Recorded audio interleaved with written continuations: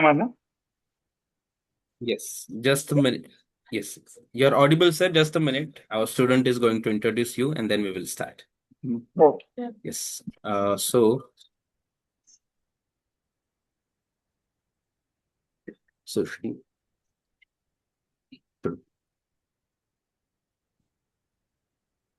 yes.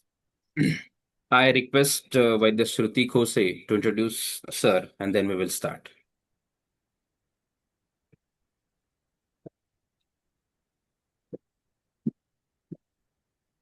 Good afternoon, everyone. On behalf of Prachin Sahita Gurukul, it is my great honor and privilege to welcome our esteemed guest speaker for today's session, Vaidya Bhushan Bairagi sir. Dr. Bairagi sir is an MD in Panchakarma and belongs to a distinguished lineage of Ayurveda physicians representing the sixth generation of Ayurvedic practice in his family. He is currently serving as the head of the department and associate professor in Panchakarma at Nobel Ayurvedic College and Research Institute, Junagadh, Gujarat, and is also the founder director of Mahabheshaj Ayurvedalaya, Ahmedabad. His contribution to the field of Panchakarma is truly remarkable. Over the years, he has successfully conducted more than 2,150 procedures and over 3,200 Virechana procedures while managing a large number of Panchakarma treatments on a daily basis. He possesses extensive expertise in Kerala Panchakarma therapies, emergency management in Panchakarma, and the traditional science of Nadi Pariksha. In recognition of his dedication to teaching and academic excellence, he was honored with the Best Emerging Teacher Award in Panchakarma by the All India Institute Ayurveda Teachers Association in 2025. We are especially proud that Dr. Bairagi sir is one of the students of Prachin Sahita Gurukul and has previously guided our learners as respected Guruvarya through his insightful lectures. With immense respect and gratitude, I warmly welcome Vaidya Bhushan Bairagi sir to Prachin Sahita Gurukul. Yes, thank you so much, Shruti. Bhushan sir, do you still remember the first time you were in the Gurukul? Yes yes definitely आठवतात मला ते दिवस. Yes. तेव्हा म्हणजे कधी वाटलं नव्हतं की त्या गुरुकुलच्या नंतर मी पुन्हा ह्याच गुरुकुलमध्ये आपल्याच विद्यार्थ्यांना शिकवण्यासाठी पुन्हा येईल असं क्या कधी बात. मला वाटलं नव्हतं. पण Yes. एकदा नाही, दोनदा ती संधी मला मिळाली. Yes. एकदा प्रत्यक्ष येऊनच गुरुकुलमध्ये बारामतीला येऊन विद्यार्थ्यांना शिकवलं होतं. बरोबर. आणि आता तुमचा फोन आला आणि त्याच्यानंतर मी क्षणाचाही विलंब न करता लगेच म्हटलं की नाही, मी करू शकेल, काही प्रॉब्लेम नाहीये. क्या बात है, क्या बात है. This is what we seek from the Guru Varya. Thank you so much for being here. Let's start with the session. I'll just start the PPT right now. You can start discussing. I will start the PPT, present the PPT. Okay. Yes. PPT तुम्ही play करतायत ना? हो, just give me 1 minute. It's downloading. Okay I'll start. Okay. Yes. बघा, दैवव्यपाश्रय चिकित्सा हा जो विषय आहे, ह्या विषयाकडे बघताना खूप कमी वैद्य किंवा खूप मार्केटमध्ये याच्याबद्दल ज्या काही गोष्टी माहिती आहेत त्या खूप अल्प प्रमाणामध्ये आहे आपल्याकडे अवेलेबल. आणि त्यासोबतच याची ग्रंथांमध्ये अष्टांग आयुर्वेदातलं एक जे अंग आहे ग्रह चिकित्सा, तर त्या ग्रह चिकित्सेच्या अंतर्गत सुद्धा अष्टांग आयुर्वेदातला एक खंडित भाग म्हणून दैवव्यपाश्रय चिकित्सा याकडे बघितलं जातं. पण तुम्ही साकल्याने अगर विचार केला तर चरक, सुश्रुत, वाग्भट यांच्या व्यतिरिक्त बऱ्याचशा ग्रंथांमध्ये आणि यांच्यामध्येही आपल्याला ह्या गोष्टी बघायला मिळतील की दैवव्यपाश्रय चिकित्सेबद्दल बरेचसे रेफरन्सेस आपल्याला बघायला मिळतात. पण त्याचा रेफरन्स जो आहे डायरेक्टली तुम्हाला त्याचा रेफरन्स मिळत नाही. जसं काय, बाल, ग्रह, ऊर्ध्वांग याच्याविषयी आपल्याला डायरेक्ट वेगळी वेगळी ग्रंथ बघायला मिळतात. पण ओके, कुणाचा तरी मेसेज आहे सर, प्लीज हिंदी और इंग्लिश. हिंदी चालेल? Yes, sir. Hindi will be good, sir, for everyone. Okay, ठीक है। तो दैवव्यापाश्रय चिकित्सा का ये जो अंग है, अष्टांग आयुर्वेद में दिया गया, वो खंडित स्वरूप में अभी उपलब्ध है। पूरी तरह से किसी भी संहिता में इसका हमें वर्णन देखने को नहीं मिलता है, लेकिन फिर भी जितने हमें रेफरेंसेस मिलते हैं उनको अगर हम जोड़ते हैं तो हमें पता चलता है कि दैवव्यापाश्रय चिकित्सा ये एक ऐसा अंग है जिसको आयुर्वेद से आप कभी विलग नहीं कर सकते। कॉमनली हम सभी को पता है कि दैव व्यापाश्रय, युक्ति व्यापाश्रय और सत्वावजय, ऐसी तीन प्रकार की चिकित्साओं का वर्णन हमारे इसमें आता है। तो युक्ति व्यापाश्रय का जो ग्रंथ है उसको चरक संहिता, इसको हम युक्ति व्यापाश्रय का ग्रंथ मान सकते हैं। सत्वावजय चिकित्सा और दैव व्यापाश्रय चिकित्सा, इनके बारे में भी वर्णन चरक संहिता में हमें देखने को मिलता है। लेकिन अगर आप स्पेसिफिकली कुछ चीजों की तरफ अगर आप देखोगे, चरक संहिता का या फिर वाग्भट है या फिर सुश्रुत संहिता है, इनका आप अगर डीपली जाकर अगर पढ़ते हो तो आपको एक चीज समझ में आएगी कि कोई ऐसा व्याधि नहीं है कि जिसमें मानसिक हेतुओं का वर्णन नहीं मिलता है, और कोई ऐसा मानसिक विकार नहीं है कि जिसमें शारीर लक्षण जिसमें हमें देखने को नहीं मिलते हैं। तो शारीर लक्षण भी हमें हर व्याधि में मिलते हैं और मानस लक्षण भी हमें हर एक व्याधि में मिलते हैं। तो इन दोनों का अगर आप अगर कोऑर्डिनेशन करोगे तो हमें ये चीज पता चलेगी कि हर एक व्याधि में मानस लक्षण हमें देखने को मिलते ही है, और उस व्याधि को ट्रीट करते करते हमें कभी कभी दैव व्यापाश्रय चिकित्सा का हमें हेल्प उसकी हमें लेनी पड़ती है। तो सिंपली अगर आप जो कॉमनेस्ट व्याधि है जिनका हमें चरक में या फिर अन्य बृहत्रय लघुत्रय में वर्णन मिलता है, कि जिनको हम मानस विकारों के अंतर्गत या फिर जिसमें हमें दैवव्यापाश्रय का ज्यादा से ज्यादा टच हमें देखने को मिलता है, वो व्याधि है उन्माद और अपस्मार और अतत्वाभिनिवेश। ये तीन ऐसे व्याधि है कि जिनमें हमें डायरेक्टली रेफरेंस मिलता है कि इनमें हमें दैवव्यापाश्रय चिकित्सा का अंतर्भाव इसमें हम कर सकते हैं। लेकिन अगर आप छोटी छोटी चीजों के बारे में अगर सोचोगे हर एक व्याधि के बारे में, तो आपको एक चीज पता चले कि ज्वर ऐसा व्याधि है जिसमें भी मानस विकार या फिर मानस लक्षण हमें देखने को मिलते हैं। इवन राजक्षमा जैसा व्याधि है, उसमें भी आप अगर देखोगे तो उसमें भी आपको मानस व्याधि के लक्षण देखने को मिलते हैं। और अगर आप योनि व्यापक जैसे चिकित्सा में अगर जाओगे तो वहां पर भी आपको दैवाश्च शृणुताम पृथक, ऐसा एक रेफरेंस देखने को मिलता है उसके हेतुओं में, कि दैवकृत हेतु आपको देखने को मिलते हैं। इवन काश्यप के बाल रोग के जो अध्याय है, बाल रोग के अध्यायों में भी वहां पर हमें अलग अलग प्रकार की ग्रह बाधाएं हैं, और उनके जो ग्रह बाधा निवारणार्थ जो हेतु दिए गए हैं, जो चिकित्सा दी गई है, उनमें भी हमें दैव व्यापाश्रय चिकित्सा का अंतर्भाव हमें देखने को मिलता है। तो ऐसे हर एक व्याधि को अगर आप छोटी छोटी नजरों से देखोगे तो वहां आपको दैव व्यापाश्रय चिकित्सा का उपयोग करना पड़ता है। उसमें हम पहले मेजर जो व्याधियां हैं, उन्माद, अपस्मार और अतत्वाभिनिवेश, इनके बारे में जब हम सोचेंगे, शायद आपको अपस्मार इस व्याधि की उत्पत्ति की कथा शायद आपको पता होगी। अगर नहीं पता है तो थोड़ी सी मैं आपको बता दूंगा। आपने शिव जी की नटराज स्वरूप में जो मूर्ति है उसको अगर आपने देखा होगा तो आपको एक चीज ध्यान में आएगी कि नटराज जो है चतुर्भुज एक मूर्ति है शिव जी की। वो अपने लेफ्ट पैर से, एक उनके पैर के नीचे एक राक्षस दबा हुआ है। बचपन से मुझे उस राक्षस के बारे में बहुत क्यूरियोसिटी रहती थी कि क्योंकि वो राक्षस भी है, वो तो एक छोटे स्वरूप का है, मतलब बाल स्वरूप में वो दिखाया गया है, और उसकी गर्दन के ऊपर, मन्या प्रदेश के ऊपर उन्होंने पैर रखा हुआ है शिव जी ने, और उसकी मन्या प्रदेश को उन्होंने दबाया है। तो वो राक्षस दूसरा तीसरा कोई नहीं है, वो राक्षस ही अपस्मार है। उसके पीछे की स्टोरी आपको शिव महापुराण में देखने को मिलेगी। आयुर्वेद ग्रंथों में उसका डायरेक्टली वर्णन नहीं देखने को मिलता है। तो ये अपस्मार नाम का ये जो राक्षस है, तो ये राक्षस पहले से ही पृथ्वी पर अस्तित्व में था। भगवान शिव से ही उसकी उत्पत्ति हुई थी। एक बार भगवान शिव और पार्वती एक दूसरे का संवाद, आपको पता होगा कि उनके संवाद से ही बहुत सारे ग्रंथों की रचना हुई है। तो तांत्रिक कुछ ग्रंथों की जब रचना हो रही थी तो शिव जी पार्वती को तांत्रिक ग्रंथों में से कुछ चीजें सिखा रहे थे। और उस वक्त शिव जी ने पार्वती को एक नियम दिया था कि ये जो ज्ञान है ये आपको अविरत 21 डेज तक बिना सोए बिना पल के झपकाए आपको ये ज्ञान जो है इसको अर्जित करना है। तो ऐसा करते करते करते 7-8 दिन हो गए। 7-8 दिन तक अगर हम कंटिन्यू नहीं सोते हैं तो क्या अवस्था हो जाती है हमें पता है।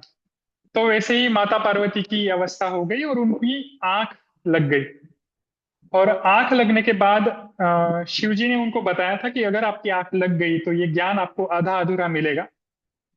तो शिव जी ने उनको 2 बार वार्न किया कि आपको सोना नहीं है, आपको आंखें खुली रखनी है, मैं जो बता रहा हूँ वो सीखना है।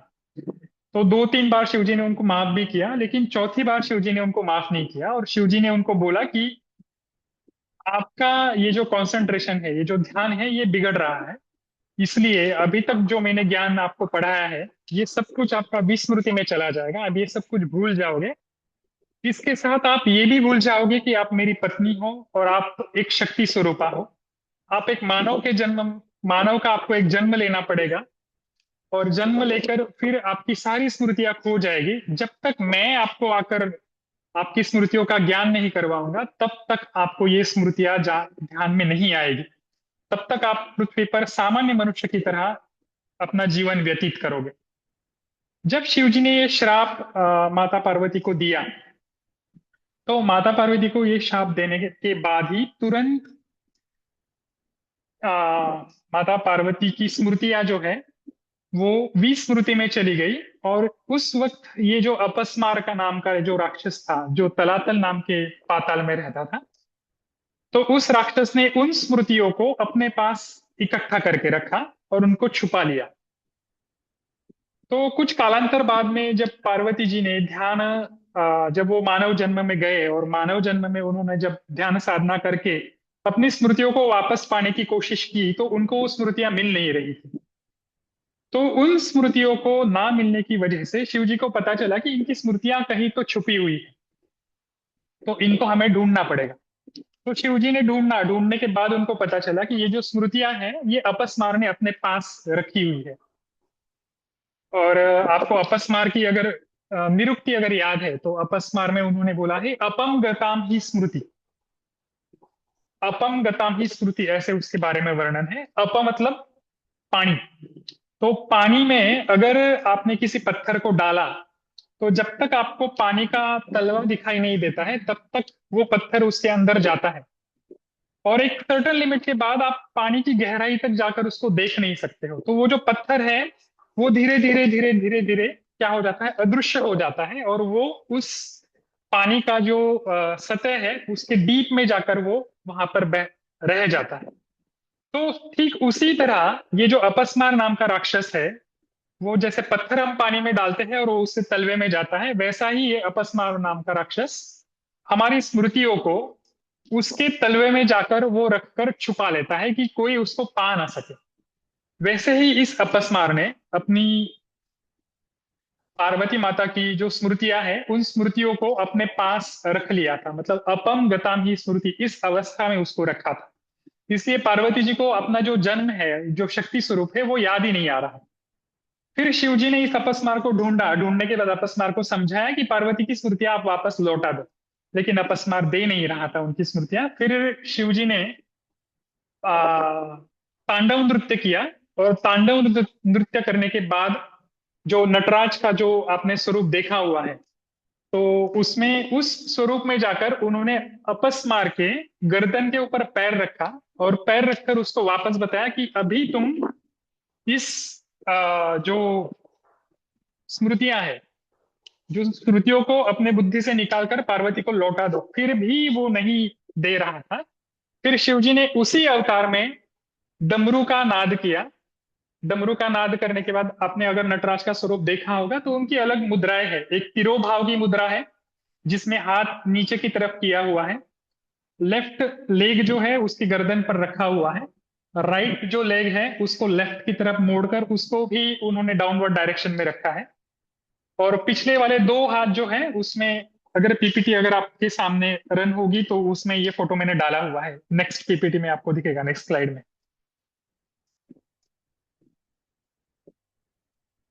Next, next, next. हाँ, इसमें आपको देखने को मिलेगा नीचे पैरों के नीचे अपस्मा राक्षस को रखा गया है, और बैकवर्ड का जो लेफ्ट वाला हैंड है उसमें डमरू को उन्होंने पकड़ा है।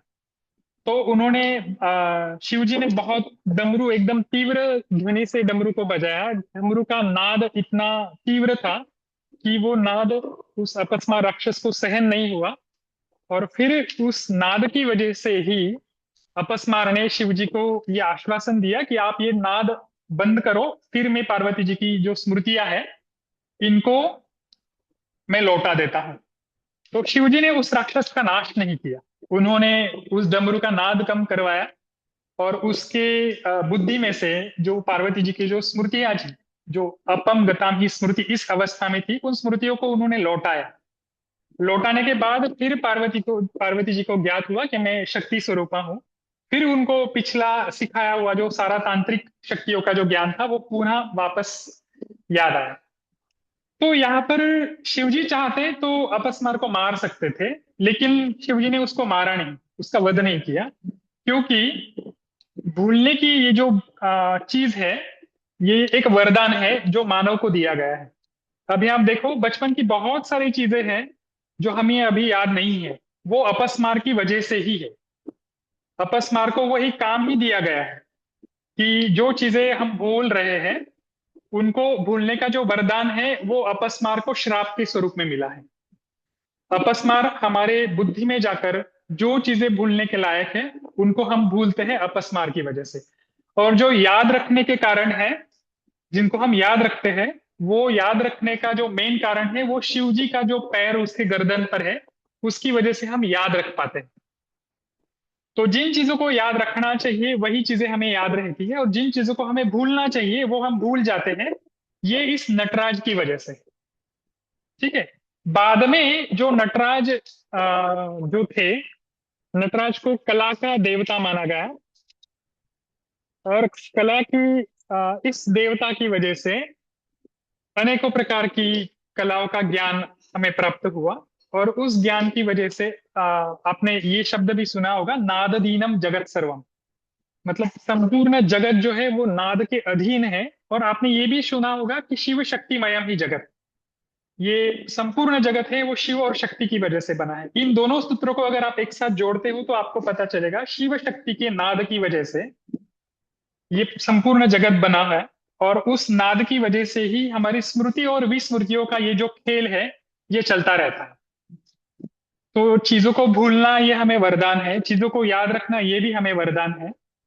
और कला के देवता जो नटराज हमारे सामने आए हुए हैं, तो इनकी वजह से षोडश कलाओं की उत्पत्ति हुई है। सारी कलाएं, सब कुछ हमें इनसे ही प्राप्त होता है। तो इसका भी उपयोग हम चिकित्सा में करते हैं। तो जब ये नाद उत्पन्न हुआ, इस नाद को अगर आप देखोगे तो यही नाद की वजह से हमें अलग अलग प्रकार के जब हम बोलते हैं, तो मेरा बोलना आपको सुनाई दे रहा है, ये भी एक नाद ही है। और जैसे इस नाद की अपस्मार में हमने देखा कि नाद की वजह से ही ये सब कुछ उत्पन्न हुआ है, वैसे ही सेम आप बोलोगे सर अपस्मार में तो हमें पता चलता है कि इसमें दैव व्यापाश्रय चिकित्सा का हमें उपयोग करना चाहिए, लेकिन राजअक्षमा में भी आपको अगर हेतुओं में अगर आप जाओगे तो चरक चिकित्सा, नेक्स्ट स्लाइड, चरक चिकित्सा 8 में आपको अपस्मार के साथ ही राजअक्षमा के बारे में भी आपको यह वर्णन देखने को मिलेगा। वहां पर 8 में 12 नंबर का सूत्र है, सह यक्ष्मा हुम कृतो अश्विभ्याम मनुष्यम लोकम आगता लब्ध्वा चतुर्विध हेतु समावेशिति मानवा। ये जो यक्ष्मा है, राजयक्ष्मा है, ये हमारे शरीर में प्रवेश कैसे करता है इसके बारे में चरक संहिता में वर्णन आया है। उन्होंने बोला है कि सह यक्ष्मा हुम कृतो अश्विभ्याम। तो इसका जब हम ट्रांसलेशन पढ़ते हैं तो वहां ट्रांसलेशन में हमें ये देखने को मिलता है कि नासा के हुंकार से जो अश्विनी कुमार, मतलब जो घोड़े की नासा के इसमें से वो हमारे शरीर में आया, और उसकी वजह से हमें राजयक्ष्मा हुआ, ऐसा वहां पर आपको ट्रांसलेशन में वहां आपको अर्थ देखने को मिलता है, अगर आपने हिंदी चरक संहिता पढ़ी हो तो। लेकिन यहाँ अगर आप थोड़ा सा तात्विक दृष्टि से अगर देखोगे, तो यहाँ अश्विभ्याम ये जो वर्णन आया हुआ है, तो ये अश्वी मतलब कोई घोड़ा नहीं है। तो अश्वी नाम का आप अगर केनोपनिषद पढ़ोगे तो वहां पर आपको देखने को मिलेगा, पृथ्वी और आकाश के मध्य में 7 प्रकार के स्तर है, अलग अलग लेवल के। उसमें से छठे नंबर का जो स्तर है, उस स्तर को अश्वी कहा गया है। और इस पर डॉक्टर सुनीत विलियम, इनका रिसर्च हुआ है। आप अगर गूगल करोगे तो आपको ये रिसर्च भी देखने को मिलेगा। उन्होंने इसका रिसर्च करके उनको ये पता चला कि ये जो लेयर्स है, उसमें ओजोन के जस्ट नीचे जो लेयर है, इस लेयर को बैक्टीरियल फ्लोरा का एक लेयर उन्होंने बोला है। और उसी लेयर को केनोपनिषद ने अश्वी नाम का एक छठे नंबर का लेयर उन्होंने बोला है। तो इस लेयर में से वो जो अश्वी नाम के लेयर में से ही क्या होता है, ये जो राजयक्ष्मा नाम का जो बैक्टीरिया है, इसको मैं अभी आपको समझने के लिए बैक्टीरिया बोल रहा हूं, क्योंकि श्लोक में ऐसा दिया है, सह यक्ष्मा हुम कृतो अश्मिभ्याम। वो अश्वी नाम के आकाश में से हुम कृतो मतलब वहां से नीचे आता है। कहां पर? मनुष्यम लोकम आगतः, वो नीचे आता है। और आगे क्या होता है? लब्ध्वा चतुर्विध हेतु, जिसमें चतुर्विध हेतु देखने को मिलते हैं। वेगावरोधात क्षयश्चैव साहसात विषमाशनात्, ये जो 4 हेतु दिए गए हैं, इन चारों हेतु जिसमें देखने को मिलते हैं, जिस रुग्ण को देखने में को मिलते हैं, उसके ही शरीर में समावेशति मानवान, उसके शरीर में ही ये क्या करता है? समावेशित होता है, प्रवेश करता है। तो आप बोलोगे सर आपने इसको बैक्टीरियल लेयर क्यों कहा? क्योंकि हमें और एक रेफरेंस देखने को मिलता है जो ज्वर चिकित्सा में है, क्योंकि वहां पर उन्होंने ज्वर का वर्णन जो किया है, तो ज्वर का भी वर्णन उन्होंने ऐसे ही भी किया है। लास्ट वाला सूत्र देखो जो आपको पीपीटी में देखने को मिल रहा है, ज्वराः स्त्रीपादाः स्त्रीशिराः इत्याद्युक्तात् प्राणी विशेषस्य ज्ञेयाः। उन्होंने उसको क्या बोला है? जिसको ज्वर क्या है? त्रिपादाः, उसको 3 पैर है। स्त्रीपादाः स्त्रीशिराः, उसको 3 शिर है, उसके साथ 9 लोचन है, 6 हाथ है, ऐसा भी वर्णन आया हुआ है। इत्युक्ताः प्राणी विशेषस्य न्यायः, उन्होंने डायरेक्ट वहां पर बोला है ज्वर ये क्या है? एक प्राणी विशेष है। तो प्राणी विशेष को ही मॉडर्न वाले लोगों ने इसको बोला है बैक्टीरिया। तो आप इसको बैक्टीरिया भी बोल सकते हो, आयुर्वेदा के एंगल से आपको इसको प्राणी विशेष बोलना है तो प्राणी विशेष भी बोल सकते हो। तो आप अगर देखोगे ज्वर, राजयक्ष्मा, अपस्मार, इन सभी व्याधियों में आपको एक चीज देखने को मिलेगी कि कहीं ना कहीं एक वातावरण में ही रहने वाली ऐसी कुछ चीजें हैं जो हमारे शरीर में कुछ हेतु मिलने के बाद ही हमारे शरीर में प्रवेशित होती है। तो ये जब शरीर में प्रवेशित होती है तब भी हमें ज्वर, राजयक्ष्मा, उन्माद, अपस्मार ऐसे व्याधि देखने को मिलते हैं। तो इनका अगर मैं आगे आपको और कनेक्शंस बताऊंगा कि इनका कनेक्शन आपको कहाँ पर देखने को मिलता है। जैसे मैंने अभी आपको बताया कि स्टोरी में शिवजी ने डमरू का नाद किया था और उसकी वजह से जो अपस्मार नाम का राक्षस था वो डर गया। इसी डमरू के नाद को हम पेशेंट में यूज करते हैं। डमरू का नाद अगर आप पेशेंट को सुनाते हो, पेशेंट अगर एक्यूट स्टेज में भी आता है और अगर आप डमरू का ऑडियो भी प्ले करते हो तो उसके वेग जो है वो ड्रास्टिकली चेंज होते हैं। ये प्रैक्टिकली हमने देखा हुआ है। सेम वैसे ही ज्वर में अगर आप विष्णु सहस्त्र नाम का अगर पाठ करते हो तो ये त्रिपाद, त्रिशिराः, नवलोचनाः, षडहस्ताः, ये देखने वाला जो प्राणी विशेष है, ये विष्णु सहस्त्र नाम से डरता है। तो उसका अगर आपने पाठ किया तो वो पाठ जो है, उस पाठ से ये जो राक्षस है ये जल्दी हमारे शरीर से बाहर निकलता है। राक्षस नहीं, सॉरी, ये जो ज्वर है ये जल्दी हमारे शरीर से बाहर निकलता है। और जैसे मैंने पिछली बार में जब गुरुकुल में आया था तब मैंने ग्रहणी के उत्पत्ति की वक्त अग्नि शरीर में कैसे आया इसकी भी एक स्टोरी सुनाई थी। अगर आपको याद नहीं होगा या फिर आप नए स्टूडेंट हो तो अपने प्राचीन संहिता गुरुकुल का जो यूट्यूब चैनल है, उस यूट्यूब पे चैनल के ऊपर वो स्टोरी है, वो आप एक बार सुनो तो आप इन स्टोरियों को कनेक्ट कर पाओगे कि ये जो ज्वर है ये हमारे शरीर में कैसे घुसता है, उसकी भी स्टोरी मैंने उस वक्त बताई हुई है। तो ये लाक्षणिक स्वरूप में आपको देखने को मिलता है, उपमाओं के स्वरूप में हमारे ग्रंथकार ने इसको बताया हुआ है।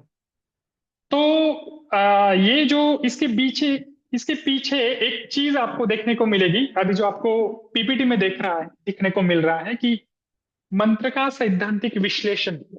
अभी हम देख रहे थे उन्माद, अपस्मार, राजक्ष्मा, अतत्वाभिनिवेश और स्टोरी, और बीच में ये मंत्र कहाँ से आ गए? क्योंकि स्टोरी के पीछे का बैकग्राउंड देखिए क्या है। शिवजी पार्वती को तंत्र विद्या का ज्ञान दे रहे थे, और उसके बीच में ही कुछ ऐसी चीज हो गई कि वो तंत्र विद्या का ज्ञान अधूरा रह गया। और वो तंत्र जो है वो मंत्र के ऊपर बेस है, इसलिए मंत्र के बारे में पता होना चाहिए। एक वैद्य को भी पता होना चाहिए, एज अ चिकित्सा कर्म करके भी आपको इस चीज को ध्यान में रखना ही चाहिए कि मंत्र हमारे शरीर में काम कैसे करते हैं। तो पहले थोड़ा सा बेसिक मंत्रों के बारे में हम देख लेते हैं कि मंत्र क्या है, कैसे उनका काम हमारे शरीर में चलता है, मंत्र की रचना कैसे होती है। मंत्र के बारे में जो तंत्र कुंजिका और महारथ मंजरी नाम के ग्रंथ है उनमें जो दिया है, मननात् जगत त्रायन्ते इति मंत्र, जिनका मनन करने से पूरे जगत का त्रायन, मतलब जिनको जिनका तारण, पूरे जगत का तारण हो सकता है, ऐसी जो शक्ति है उसको मंत्र कहा है। जिसका आप मन में पाठ करते हो उसकी वजह से पूरे जगत का क्या होता है, तारण होता है, उसको मंत्र कहा गया है। मंत्री गुप्त भाषा है, मंत्र को हमेशा गुप्त भाषा में ही रखा गया है, इस चीज को ध्यान में रखिए। महारत मंजरी में वो बोलते हैं मनन त्राण धर्माणो मंत्र, मन का त्राण हरण करता है जे वो जिसका धर्म है उसको मंत्र कहा है। मतलब मंत्र का खुद का धर्म है कि जो मन के त्राण को हरण करता है, मतलब मन के जो आलस्य है, गौरव है, या फिर मानसिक दोष है, जिनका जो हरण करता है, इसका जो धर्म ही हरण करना है, त्राण का हरण करना जिसका धर्म है उसको मंत्र कहा गया है। और एक नीचे सूत्र है, मननात् सर्वभावानां त्राणात् संसार सागरात् मंत्र स्वरूपा ही शक्ति ही मन त्राण स्वरूपिणी। अब ये काम कैसे करती है?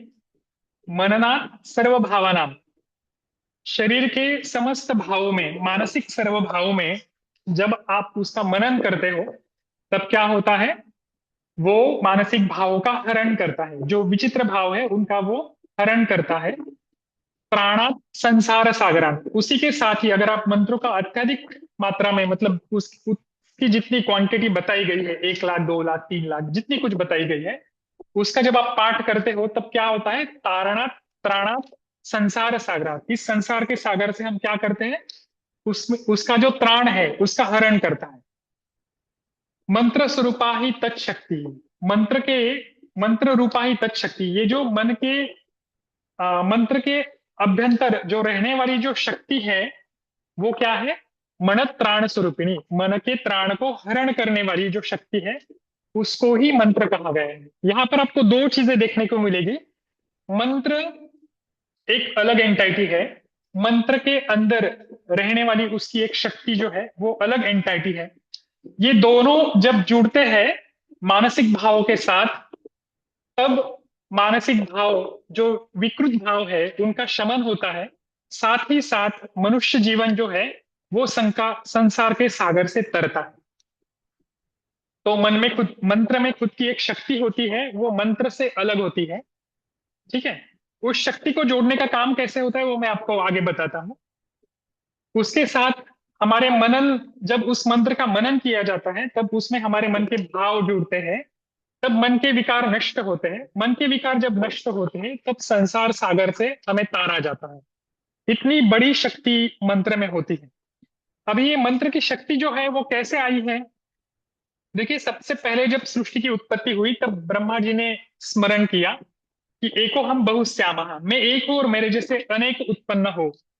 तब उन्होंने जब ये स्मरण किया, देखो वापस स्मरण आया हुआ है, जब उन्होंने ये स्मरण किया, स्मरण करने के बाद उनके मुख से कुछ शब्द का आविर्भाव हुआ।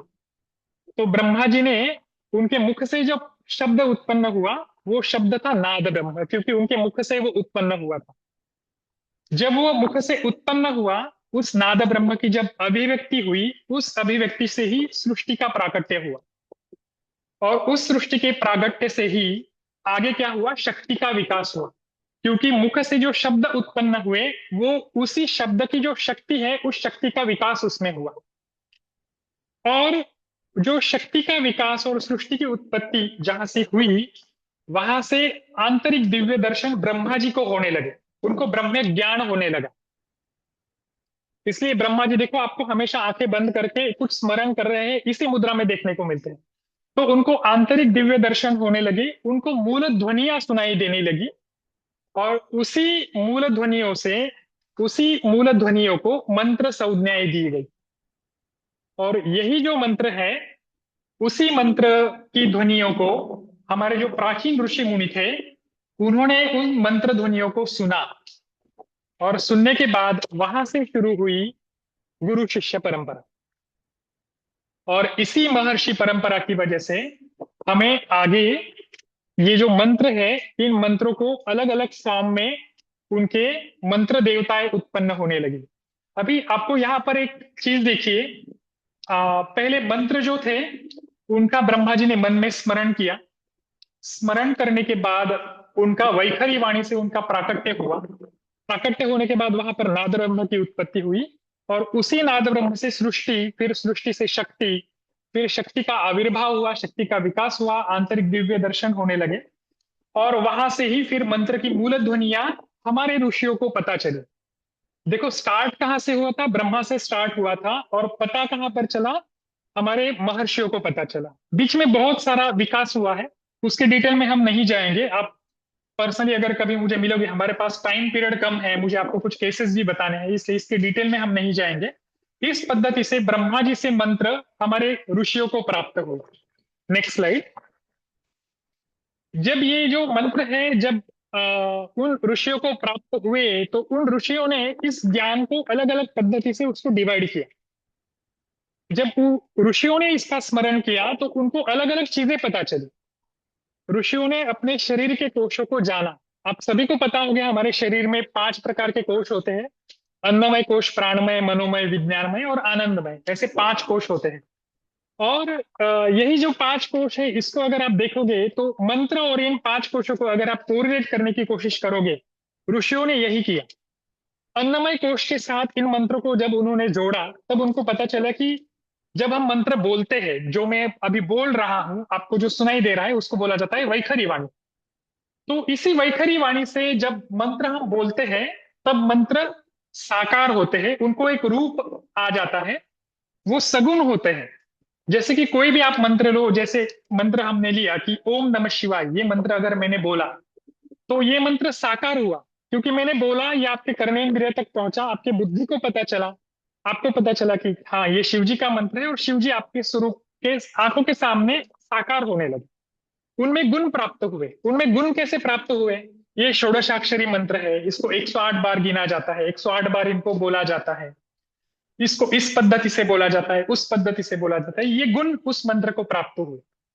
और आप बहुत बार जब ये मंत्र बोलते हो, तब आपके मन में भाव उत्पन्न होते हैं, और यहीं से भक्ति योग चालू होता है। तो हमारे जो प्राचीन महर्षि थे, उनको ये पता चला, अन्नमय कोश से वैखरी वाणी से जब हम मंत्र बोलते हैं, तब उससे भक्ति योग उत्पन्न होता है, मंत्र साकार स्वरूप में आता है।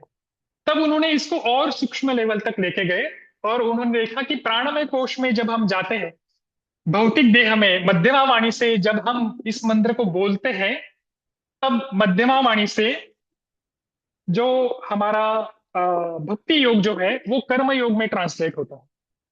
मतलब धीरे धीरे हमारा जो मन है, वो शुद्ध होने लगता है। हमें पता चलता है कि नहीं, हमें अच्छे कर्म करने चाहिए, अच्छा काम करना चाहिए, दान करना चाहिए, पुण्य करना चाहिए। ठीक है, कर्म करने से ही, कर्म योग आपने भगवद गीता में पढ़ा हुआ है, मुझे ज्यादा उसमें जाने की जरूरत नहीं है। तो उससे कर्म योग जागृत होता है, जब हम मंत्र को प्राणमय कोश से जब हम जपने की कोशिश करते हैं। ठीक है, उसके बाद महर्षियों ने देखा कि अगर मनोमय कोश में जब मंत्र का जप होता है, तब मानसिक देह जो है, मानसिक देह की शुद्धि होने लगती है।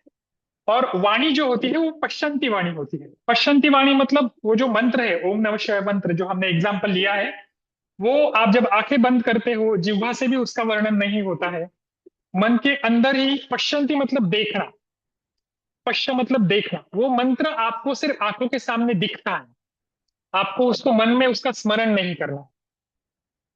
तो वो होती है पश्चंती वाणी, और इस पश्चंती वाणी से ही मन की शुद्धि होती है, और इससे निर्माण होता है क्रिया योग। क्रिया योग भी आपने देखा हुआ है, भगवत गीता में इसका बहुत अच्छा वर्णन किया हुआ है। और इसके बाद और सूक्ष्म लेवल तक जब हम जाते हैं, विज्ञानमय कोश में जब हम जाते हैं, मानसिक देह में, पश्चंती वाणी मतलब जो मंत्र जो है, वो मंत्र साक्षात आपके सामने जब प्रकट होता है, आंखों के सामने, आंखें जब आप बंद करते हो, जब भी आंखें बंद करो और वो मंत्र देवता आपके सामने जब दिखती है, तब उत्पन्न होता है ध्यान योग। वो स्पेसिफिक देवता का आप ध्यान करने लगते हैं, और जब उस देवता का ध्यान धीरे धीरे धीरे धीरे होने लगता है, तब हम पहुंचते हैं आनंदमय कोश में। और आनंदमय कोश से उस देवता की जो स्पंदन ऊर्जा है उसको हम महसूस करने लगते हैं। विद्युतिक देह जो बोला गया है, हमारा जो सूक्ष्म देह है, उस सूक्ष्म देह को परमेश्वर का, जिस देवता का वो मंत्र है, उस देवता की जो सूक्ष्म तरंगे है, वो महसूस करने लगता है। और वहां पर उत्पन्न होती है परावाणी, और उस परावाणी में उस मंत्र का निर्गुण और निराकार स्वरूप आपको देखने को मिलता है। और वही निर्गुण निराकार स्वरूप आपको समाधि योग तक लेके जाता है। और ये सारा जो सब कुछ आपके सामने इस पीपीटी में जो रखा है, ये सारा जब वो सब कुछ मैंने आपको बताया, इसका प्रत्यक्ष अनुभव हमारे प्राचीन ऋषि मुनियों ने किया। और चरक संहिता के पहले ही अध्याय में इन्होंने बोला है, इदम चनः प्रत्यक्ष ददृशु ज्ञान चक्षुषई। ये सब कुछ जो ज्ञान हमने चरक संहिता, सुश्रुत संहिता, वाग्भट संहिता सब में जो लिखा है, ये सब कुछ हमने ददृशुहु, हमने वो देखा है। ददृशुहु ज्ञान चक्षुषई, ये हमने ज्ञान चक्षु से देखा है। अभी ये जो 5 कोश मैंने देखे हैं, बताए आपको, ये 5 कोश जब परावाणी से भी आगे जाते हैं, समाधि योग तक जाते हैं, समाधि योग के बाद दिव्य चक्षु खुलते हैं, और दिव्य चक्षु खुलने के बाद फिर वो जो व्यक्ति रहता है, जो कुछ इसमें जो पड़ा है, वो व्यक्ति इस कोशों की संरचना को समझता है। समझने के बाद उसको दिव्य ज्ञान की प्राप्ति होती है, और उसको फिर पृथ्वी पर कुछ भी असाध्य नहीं होता है। तो इस पूरी प्रोसेस से हमारे सारे आचार्य गए हुए हैं, और इसका बार बार आपको हर एक अध्याय में इसकी अनुभूति आपको देखने को मिलेगी कि वो इस प्रोसेस से वो कैसे गए हैं। इसलिए मैंने नीचे रेड लाइन में लिखा है, देखो, कि ध्वनि शक्ति को वैचारिक विद्युत से गुणित करने पर जो गुणफल प्राप्त होता है वह मंत्र है। बहुत ध्यान से पढ़िए इस लाइन को।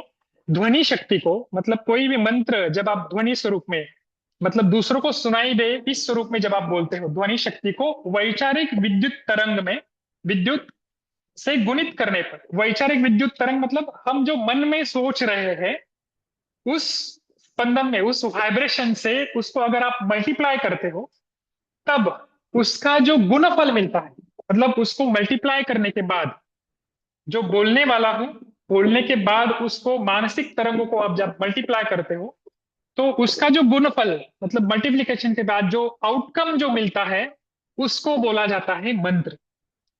और उस मंत्र से जो विद्युत तरंगे, जो वाइब्रेशन आपको फील होती है, उसको बोला जाता है मंत्र की शक्ति। ठीक है, और इस मंत्र शक्ति को अगर आपको फील करना हो तो इस कोशों की संरचना को आपको समझना पड़ेगा। ठीक है, तो इस पद्धति से शरीर की संरचना होती है, और इस पद्धति से मंत्र हमारे शरीर में एक स्थूल भाव से सूक्ष्म भाव में, और सूक्ष्म भाव से स्थूल भाव में कैसे परिणत होते हैं, ये आपको देखने को मिलता है। Next slide. इसी मंत्रों की अलग अलग पद्धति की संरचनाएं होती है। इन संरचनाओं को अगर आप समझते हो तो मंत्र की अलग सी क्षमता को आप समझ सकते हो। जैसे कि मंत्र जब शब्द स्वरूप में होता है तो वो ध्वनि गम्य होता है, इंद्रिय गम्य होता है, भौतिक देह को समझ में आता है, अन्नमय और प्राणमय कोश में कोश को समझ में आता है। जैसे कि मैंने अभी जब आपके सामने बोला ओम नमः शिवाय, तब ये ध्वनि आपको सुनाई दी, आपके कर्मेंद्रिय को सुनाई दी, दैट इज कर्मेंद्रिय गम्य। भौतिक देह को सुनाई दिया, इसके वाइब्रेशन जो है वो आपके अन्नमय और प्राणमय कोश की तरफ गए। ठीक है। सेकेंडली, मौलिक भावना।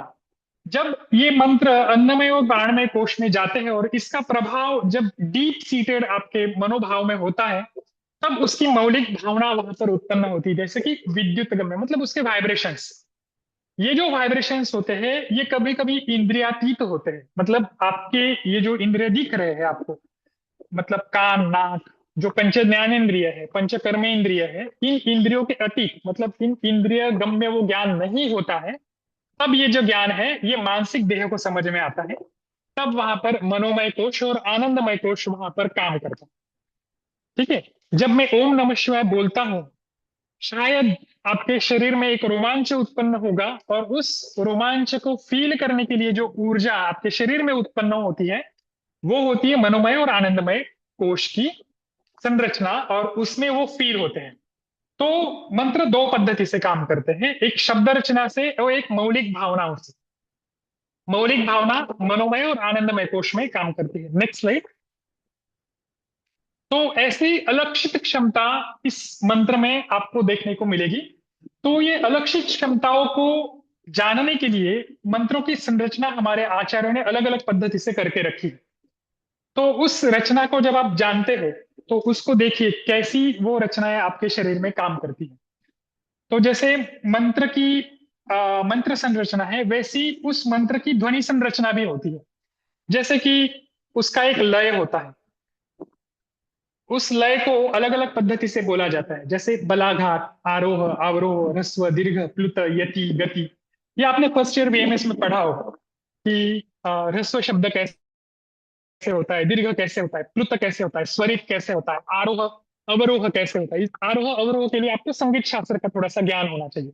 बलाघात कैसे होता है, अभी बलाघात के लिए मैं आपको एक एग्जांपल देता हूँ, स्लाइड में भी मैंने वो एग्जांपल लिखा है, देखो उदाहरण। रोको, मत जाने दो। कोई भी एक शब्द है, उस सेंटेंस को आप बल का आघात कहां पर देते हो, उसके हिसाब से उसका अर्थ बदलता है। जैसे कि रोको, मत जाने दो। ये शब्द मैंने जब बोला तब रोको के बाद मैंने एक पॉज लिया, और रोको के ऊपर मैंने क्या किया है, बलाघात किया है। रोको, मत जाने दो, मतलब मैं किसी को बोल रहा हूं कि XYZ पर्सन को रोको और उसको जाने मत दो। अभी यही रोको के बाद जो मैंने बलाघात देकर जो पॉज लिया है, इसको ही जब मैं चेंज करता हूं, रोको मत, जाने दो, तब पूरा अर्थ ही बदल जाता है कि रोको मत, उसको मत रोको, उसको जाने दो, पूरा अर्थ बदल गया। वैसे ही जब हम मंत्र के ऊपर बलाघात करते हैं, कहां पर रुकते हैं, उसके हिसाब से मंत्र अपनी कार्य शक्ति बदलता है। तो ध्वनि संरचना उस मंत्र की कैसे है उसके ऊपर वो डिपेंड करता है। तो वो कर्ण ध्वनियों को वो वैसे ही सुनाई देता है, जैसे कर्णगम्य ध्वनि होती है। वैखरी और मध्यमा वाणी से जब हम बोलते हैं तो वो कर्णगम्य ध्वनि होती है। तो वो दो ध्वनियां होती है, वो सीमित होती है। कि अभी देखो मैं गुजरात में बैठा हूं, अभी हमने ये सिस्टम की हेल्प ली है गूगल मीट की, इसलिए आपको वहां पर वो सुनाई दे रहा है। लेकिन अगर ये गूगल मीट नहीं होता, यहां से मैं कितना भी चिल्लाता, कितना भी बोलता, आपको सुनाई देता क्या? नहीं सुनाई देता। क्योंकि वैखरी वाणी जो मैं अभी बोल रहा हूं, या मध्यमा वाणी, होठों को हिलाकर बोलने वाली जो वाणी है, इस वाणी से जो कुछ मैं बोल रहा हूं, इसके कुछ लिमिटेशन है। ये एक सर्टन एरिया तक ही ये जा सकती है, इससे ज्यादा नहीं जा सकती, उसकी सीमाएं हैं। वो अनुमेय है, उसका अनुमान हम लगा सकते हैं कि हाँ मेरी आवाज मैक्स टू मैक्स आधा किलोमीटर जा सकती है, 1 किलोमीटर जा सकती है, माइक लगाया तो 2-3 किलोमीटर तक जा सकती है। उसकी कल्पना हम कर सकते हैं। ये कर्णगम्य मंत्र जो होते हैं उनकी ध्वनियां ऐसी ही होती है कि उसके लिमिटेशंस होते हैं। लेकिन कर्णातीत ध्वनियां जो होती है, जिनको आप सुन नहीं सकते हो, ये परा और पश्चंती वाणी का अंडर वो आती है। मतलब मैं यहाँ पर बैठा और मैंने कुछ मंत्र का यहाँ पर जाप किया, और वहां आप जहां कहीं भी आप बैठे हो और वहां पर उसका प्रभाव दिखना, इसको बोला जाता है कर्णातीत ध्वनिया। ये कर्णातीत ध्वनिया जो होती है, ये मंत्र की श्रेष्ठ ध्वनिया होती है, उनकी कार्यकारी क्षमता भी बहुत ज्यादा होती है।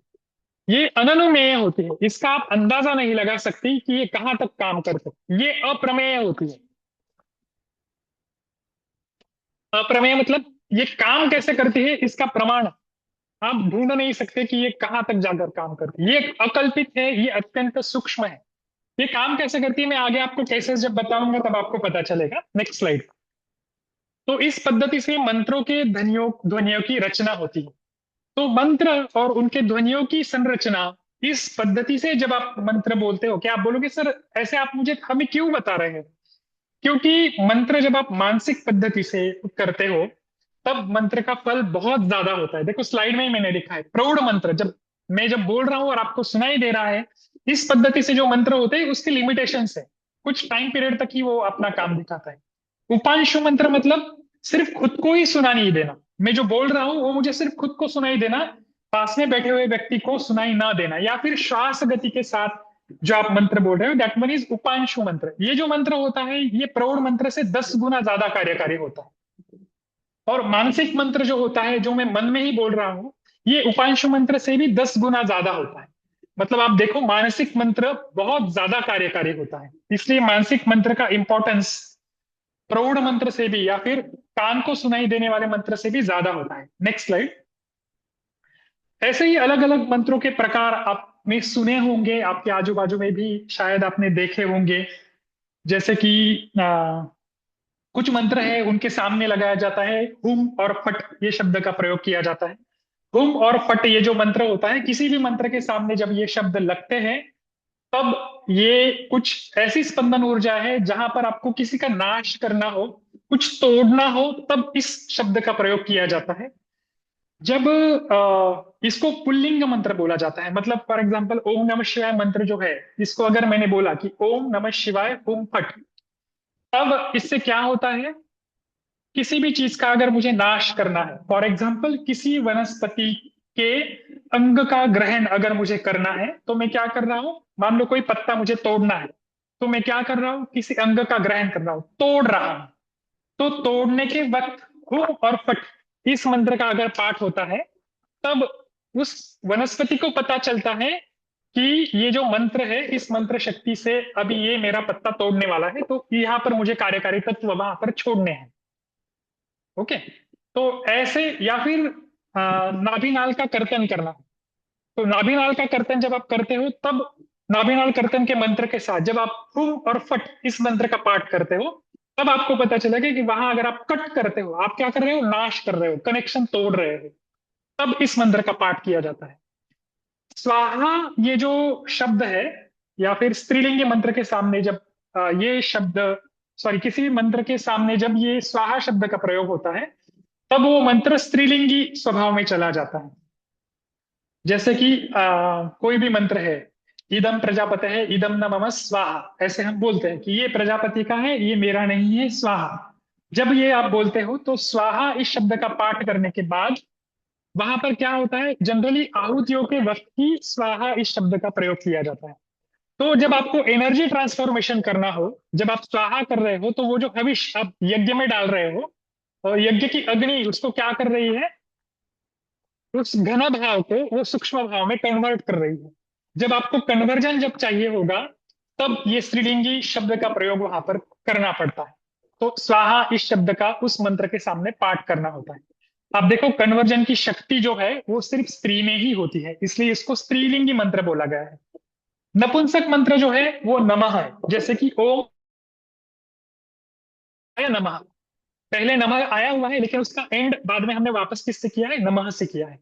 या फिर ओम नमः शिवाय नमः, शिवाय नमः, ऐसे बोलना, ये नपुंसक मंत्र है। नपुंसक मंत्र का अर्थ होता है, इससे आप तोड़ भी सकते हो, जोड़ भी सकते हो, सृजन भी कर सकते हो, कुछ भी कर सकते हो, आपको जो चाहिए वो कर्म आप इससे कर सकते हैं। तो कोई भी मंत्र के सामने इस पद्धति के शब्दों का प्रयोग जब आप करते हो, तब इनका उपयोग किया जाता है। वैसे ही मंत्र के अलग अलग प्रकार होते हैं, ब्राह्मण क्षत्रिय वैश्य शूद्र, इनमें हम नहीं जाएंगे। Next slide. जब आप मंत्र बोलते हो, तब मंत्र बोलने के वक्त ही उनमें कुछ दोष देखे जाते हैं। जब आप मंत्र बोलते हो, उनमें अगर कुछ त्रुटियां रह जाती है तो वह मंत्र काम नहीं करते। ऐसे 6 प्रकार के दोष ग्रंथों में वर्णित है, उद्दिष्ट तंत्र में इनका वर्णन आया हुआ है। मंत्र की अभिव्यक्ति या फिर अभिव्यक्ति करने के वक्त जब आप मंत्र बोलते हो, तो आपने अगर ऐसे ही बोल दिया तो उस मंत्र का कोई अर्थ नहीं है। जैसे कि सामान्य एक सूत्र है, श्रद्धावान लभते ज्ञानम, ये सामान्य एक सूत्र है। उस सूत्र में अर्थ क्या है कि जिसके मन में श्रद्धा होती है उसको ही ज्ञान प्राप्त होता है। इस शब्द में या फिर ये जब आप बोलते हो तो इसको अगर आपको मंत्र में कन्वर्ट करना है तो आपने अगर इसको बोला कि ओम श्रद्धावान लभते ज्ञानम नमः, अगर आपने ऐसे बोला और आप इसको कंटिन्यू बोलते रहे, आपके मन में कोई भाव नहीं है। मंत्र का अर्थ क्या है यहाँ पर कि जिसके मन में भाव होती है, श्रद्धा होती है, इसको ही ज्ञान प्राप्त होता है। आपके मन में श्रद्धा ही नहीं है और आप कंटिन्यू इस मंत्र को बोल रहे हो, मतलब आपकी उस मंत्र के प्रति भक्ति ही नहीं है, तो ये मंत्र आपको जीरो रिजल्ट देगा। आप लाखों बार बोलो, करोड़ों बार बोलो, तो मन में भक्ति होना ये उस मंत्र का एक बहुत इंपॉर्टेंट पार्ट है, वो होना चाहिए। इसलिए अभक्तिपूर्वक मंत्र बोलना ये एक दोष है।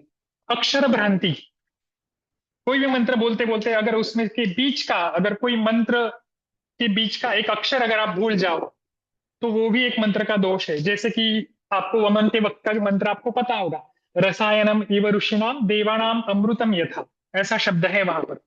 तो आपने उसका संधि विग्रह करते करते अगर ऐसे बोला देवानाम मृतम यथा, अगर आपको संधि विग्रह पता नहीं है तो उस शब्द का अर्थ ही बदल जाता है।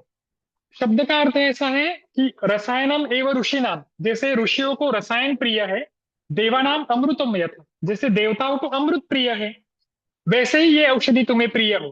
तो अभी देवानाम अमृतम यथा की जगह पर आपने बोल दिया देवानाम मृतम यथा, मतलब देवताओं को जैसे मृत प्रिय है, ऐसा अगर आपने उसको बोला तो अक्षर भ्रांति की वजह से अर्थ ही बदल जाता है, उसके विपरीत परिणाम देखने को मिलते हैं।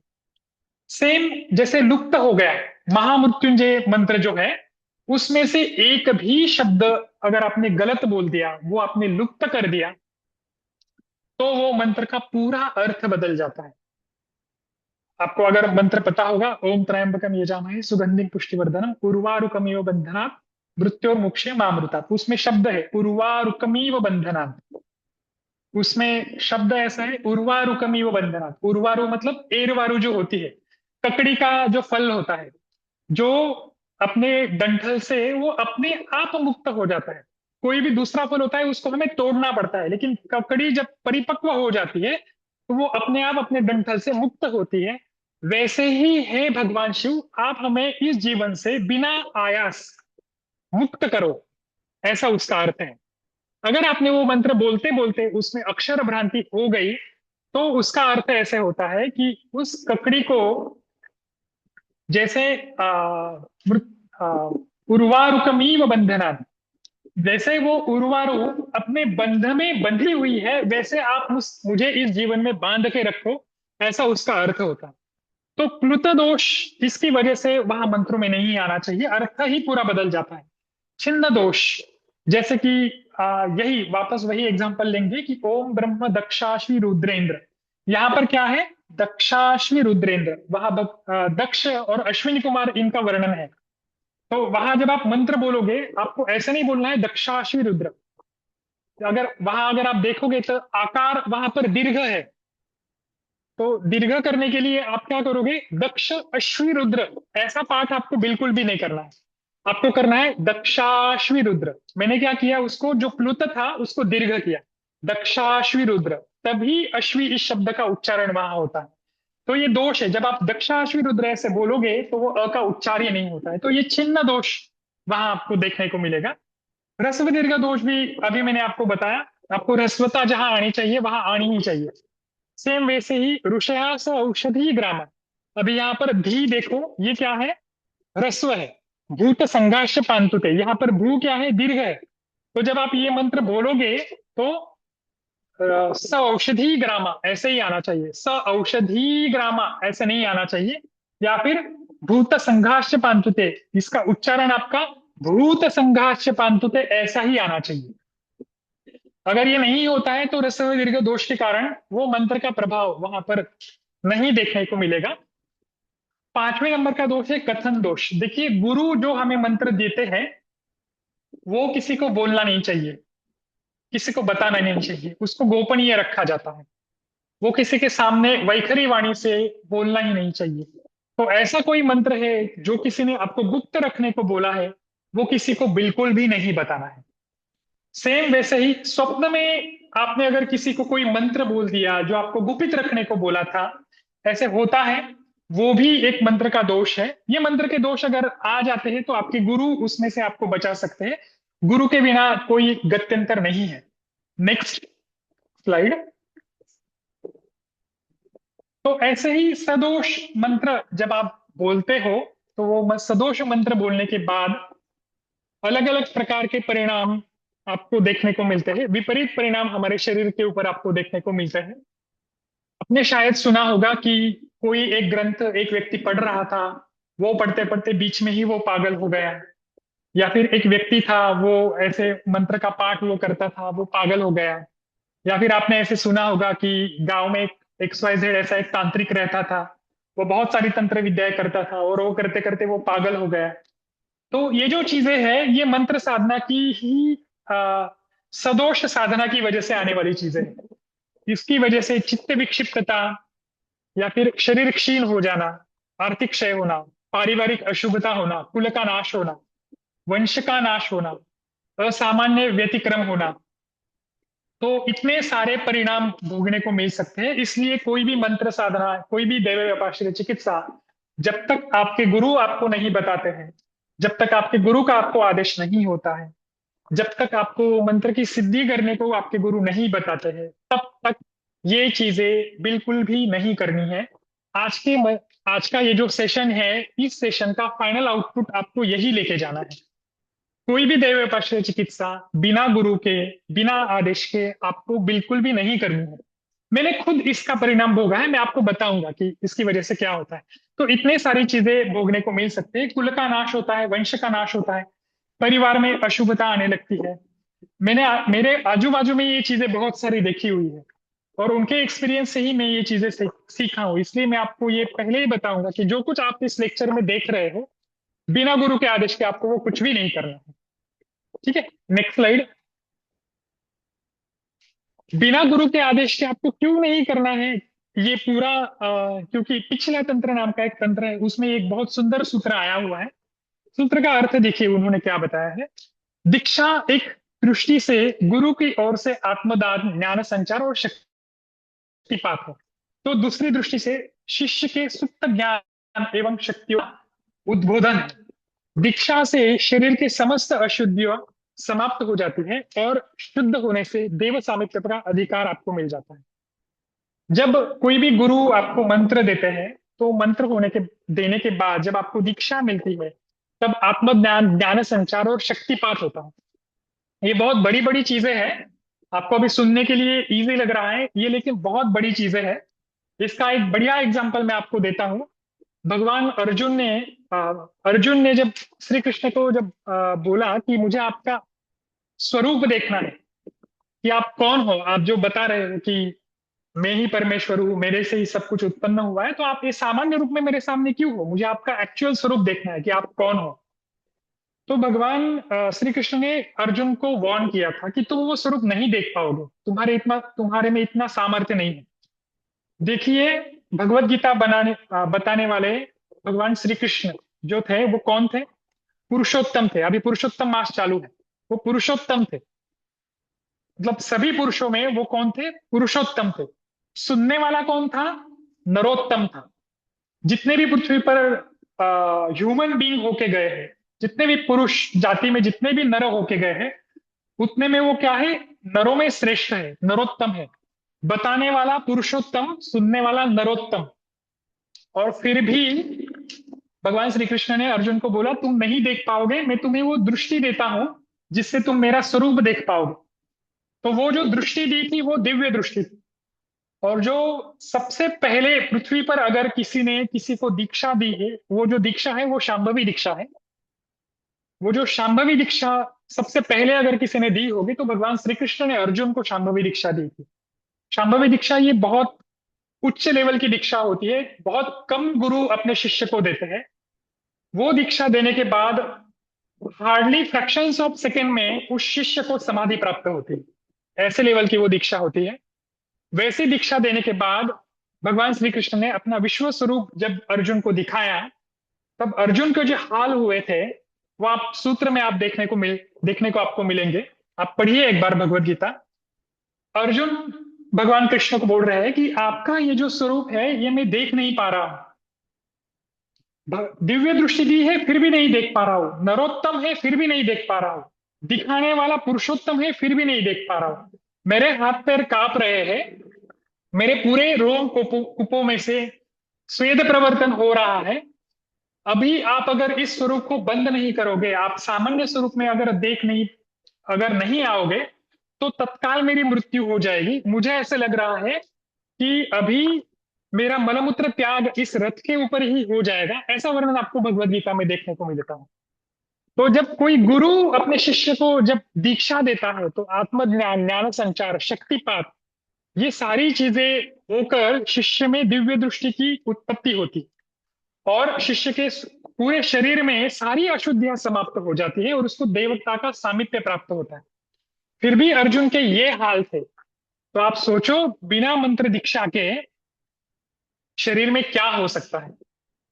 तो इसलिए बिना मंत्र दीक्षा के आपको कुछ भी नहीं करना है, इसको आपको ध्यान में रखना है। जब तक गुरु नहीं बताते हैं तब तक कोई भी दैवोपाश्रय चिकित्सा का कोई भी मंत्र तंत्र किसी को कुछ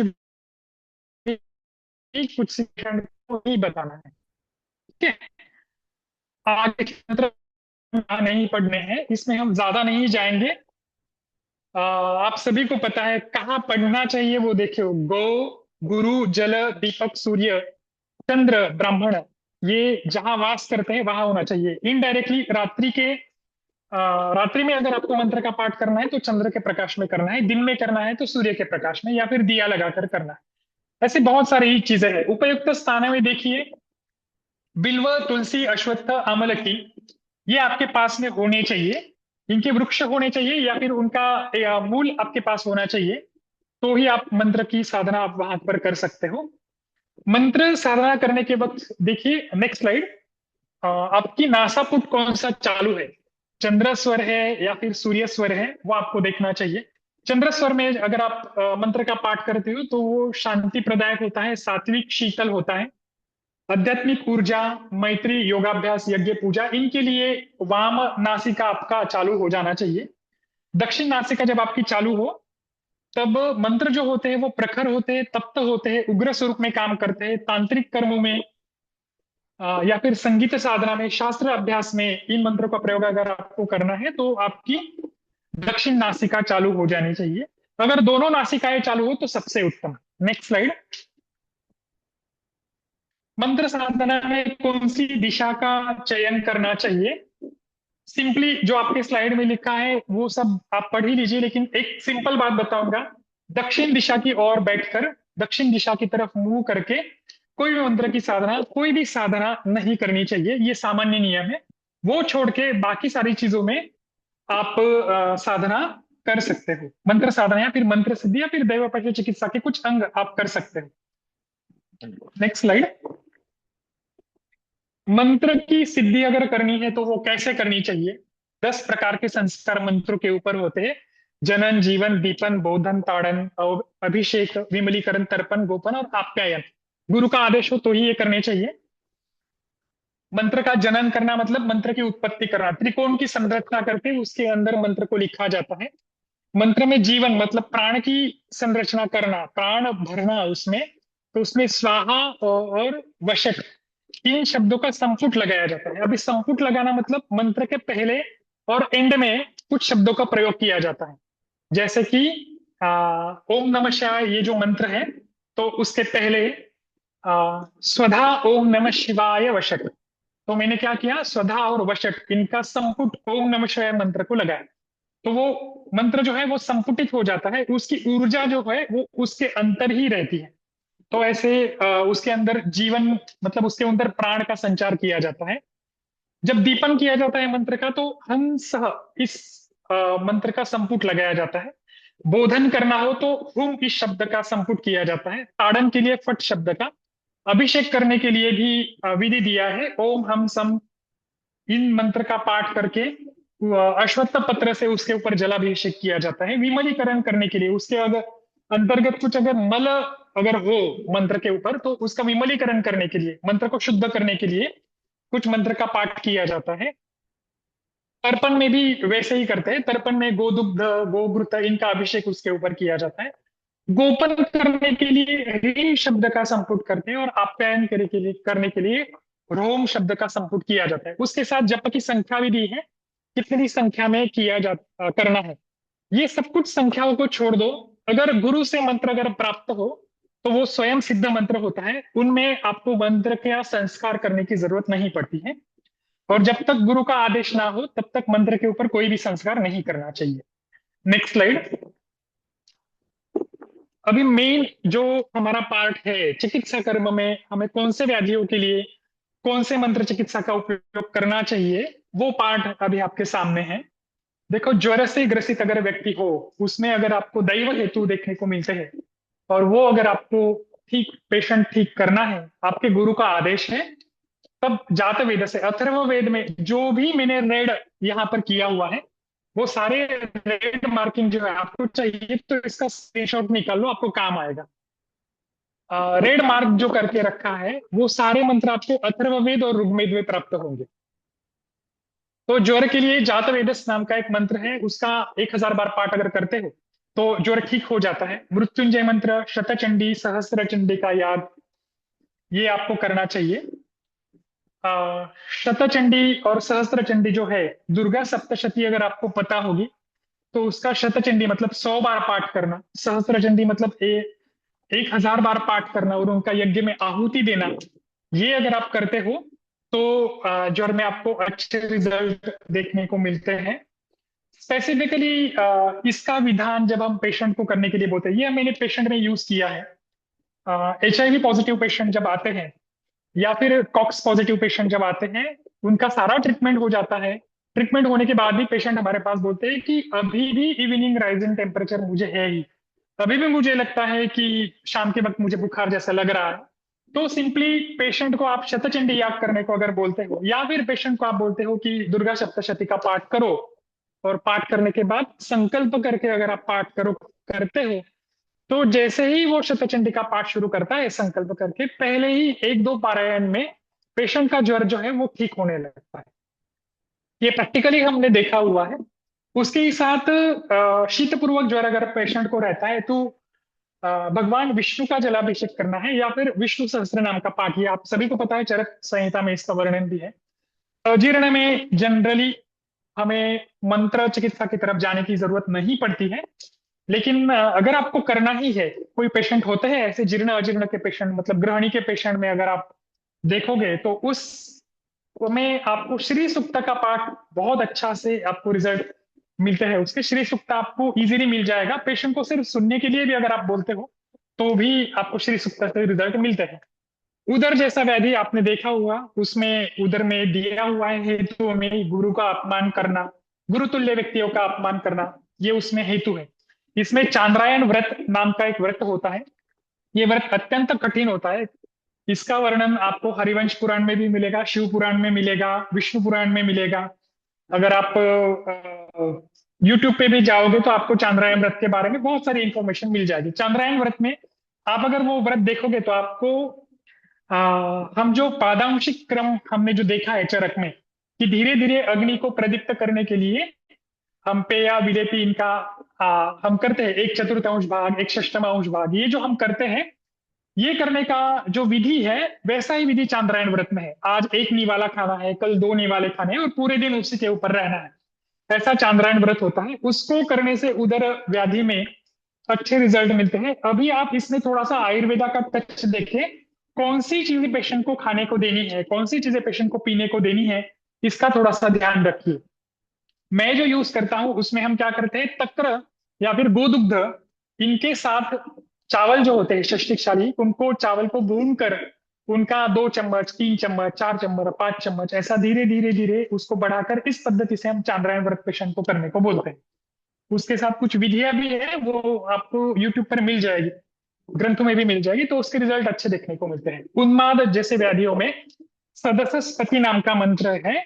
सदसस्पति ये जो मंत्र है, ये अश्विनी कुमारों का स्पेसिफिक मंत्र आया हुआ है। ये आपको दमनिया सर की एक, अश्विनी कुमारों की एक बुक है, उसमें आपको देखने को मिल गया। ये सारे मंत्र उस सर के पुस्तक में भी आए हुए हैं। या फिर कयाश्चित नाम का एक सुक्त है, उसका भी अगर आप पाठ करते हो तो भी उन्माद के पेशेंट में आपको देखने रिजल्ट अच्छे देखने को मिलते हैं। इसके साथ मैं जो यूज करता हूँ वो है मधु का दान। सबसे इजी काम, हनी पेशेंट को बोलना है ये जो हनी है आप खरीदो कहीं से और किसी को दान करो, किसी को भी दान करो। जो ब्राह्मण व्यक्ति है, ब्राह्मण तुल्य व्यक्ति है, गुरु है, गुरु के तुल्य व्यक्ति है, कोई पितृ है, पितरों का तर्पण करने वाला है, इन व्यक्तियों को अगर आप मधु का दान करते हो तो पेशेंट का जो उन्माद है वो धीरे धीरे धीरे धीरे आपको 45 दिन में उसमें आपको रिजल्ट देखने को मिलेगा। वैसे ही वात रक्त जैसे व्याधियों में प्रजापत्य प्रायश्चित, कुष्मांड हवन, कुष्मांड हवन हम पेशेंट को बोलते हैं करने के लिए। कुष्मांड आपने देखा होगा, मराठी में कोहोड़ा बोलते हैं उसको। कुष्मांड, छोटे छोटे कुष्मांड लाकर उसके टुकड़े कर कर उसको घी में भिगो कर, घी में हल्दी वगैरह डालकर ये कुष्मांड हवन किया जाता है। 108 कुष्मांडों का हवन 3 दिन तक चलता है। ये अगर करते हो तो वात रक्त जैसे पेशेंट में रिजल्ट देखने को मिलते हैं। या फिर सिंपल विष्णु सहस्त्र पाठ का भी अगर आप याद करते हैं, विष्णु सहस्त्र नाम का पाठ करके उसमें कुष्मांड का हवन अगर आप करते हो एक एक नाम का पाठ कर कर, तो भी अच्छे रिजल्ट आपको देखने को मिलते हैं। कर्ण रोग में जनरली आपको कर्ण रोग में कोई दैव आश्रय के लिए हमारे पास नहीं आता है, लेकिन अजीर्ण की वजह से या फिर ग्रहणी की वजह से कर्णनाद जैसे व्याधि जब आपको देखने को मिलेंगे तब आपको ये जो चीजें हैं ये करने को आपको मिलेगी। यहाँ पर नीलमणि का दान इन्होंने करने को बोला है। तो आप देखोगे कि मंत्रमणि मंगल ऐसी चीजें हमारे इसमें आई हुई है। मणि के ऊपर भी एक अलग से शास्त्र है। हम मणि सिर्फ हमारे जो नवग्रह के नवमणि हैं इनको ही सब सिर्फ हम मणि समझते हैं, लेकिन ये छोड़ के भी बहुत सारी मणियां हैं। उसमें नीलमणि हम शायद नीलम मणि को समझते हैं, लेकिन नीलम मणि वो नीलमणि नहीं है। अपामार्ग के वृक्ष के मूल जो होता है उस मूल के ऊपर कुछ संस्कार करने के बाद ये नीलमणि बनता है। उसका उपयोग अगर आप कर्ण रोग में करते हो तो उसका रिजल्ट आपको अच्छे से देखने को मिलता है। कामला जैसे व्याधियों में वीर सिंहावलोकन नाम का एक ग्रंथ है, ये आपको मिल जाएगा, गीता प्रेस गोरखपुर का आता है। उसमें गरुड़ का एक स्पेसिफिक वर्णन आया है कि गरुड़ कैसे दिखता है। उस गरुड़ की वैसे ही मूर्ति बनाकर उसका अगर आप दान करते हो तो वो मूर्ति का दान करने के बाद कामला जैसे व्याधि को आप ठीक कर सकते हैं। आप बोलोगे सर कामला हो गया और मूर्ति का दान क्यों करना है? तो ये जो कामला है ये लीवर फेल्योर की बाद या फिर लीवर फेल्योर की वजह से या फिर कोई पोर्टल हाइपरटेंशन की वजह से या फिर अल्कोहलिक लीवर फेल्योर है, नॉन अल्कोहलिक लीवर फेल्योर है, असाइटिस है, इनकी वजह से जब आपको कामला देखने को मिलता है और जो जल्दी ठीक नहीं होता है, ऐसी सिचुएशन में आपको ये गरुड़ की मूर्ति का दान जब आप करते हो तो पेशेंट धीरे धीरे ठीक होने को आपको देखने को मिलता है। और भी कुछ मंत्र है, काश श्वास, नेक्स्ट स्लाइड। काश श्वास जैसे व्याधियों में भी आप पिपलिका चंद्रयान के 3 व्रत करने को बोले हैं।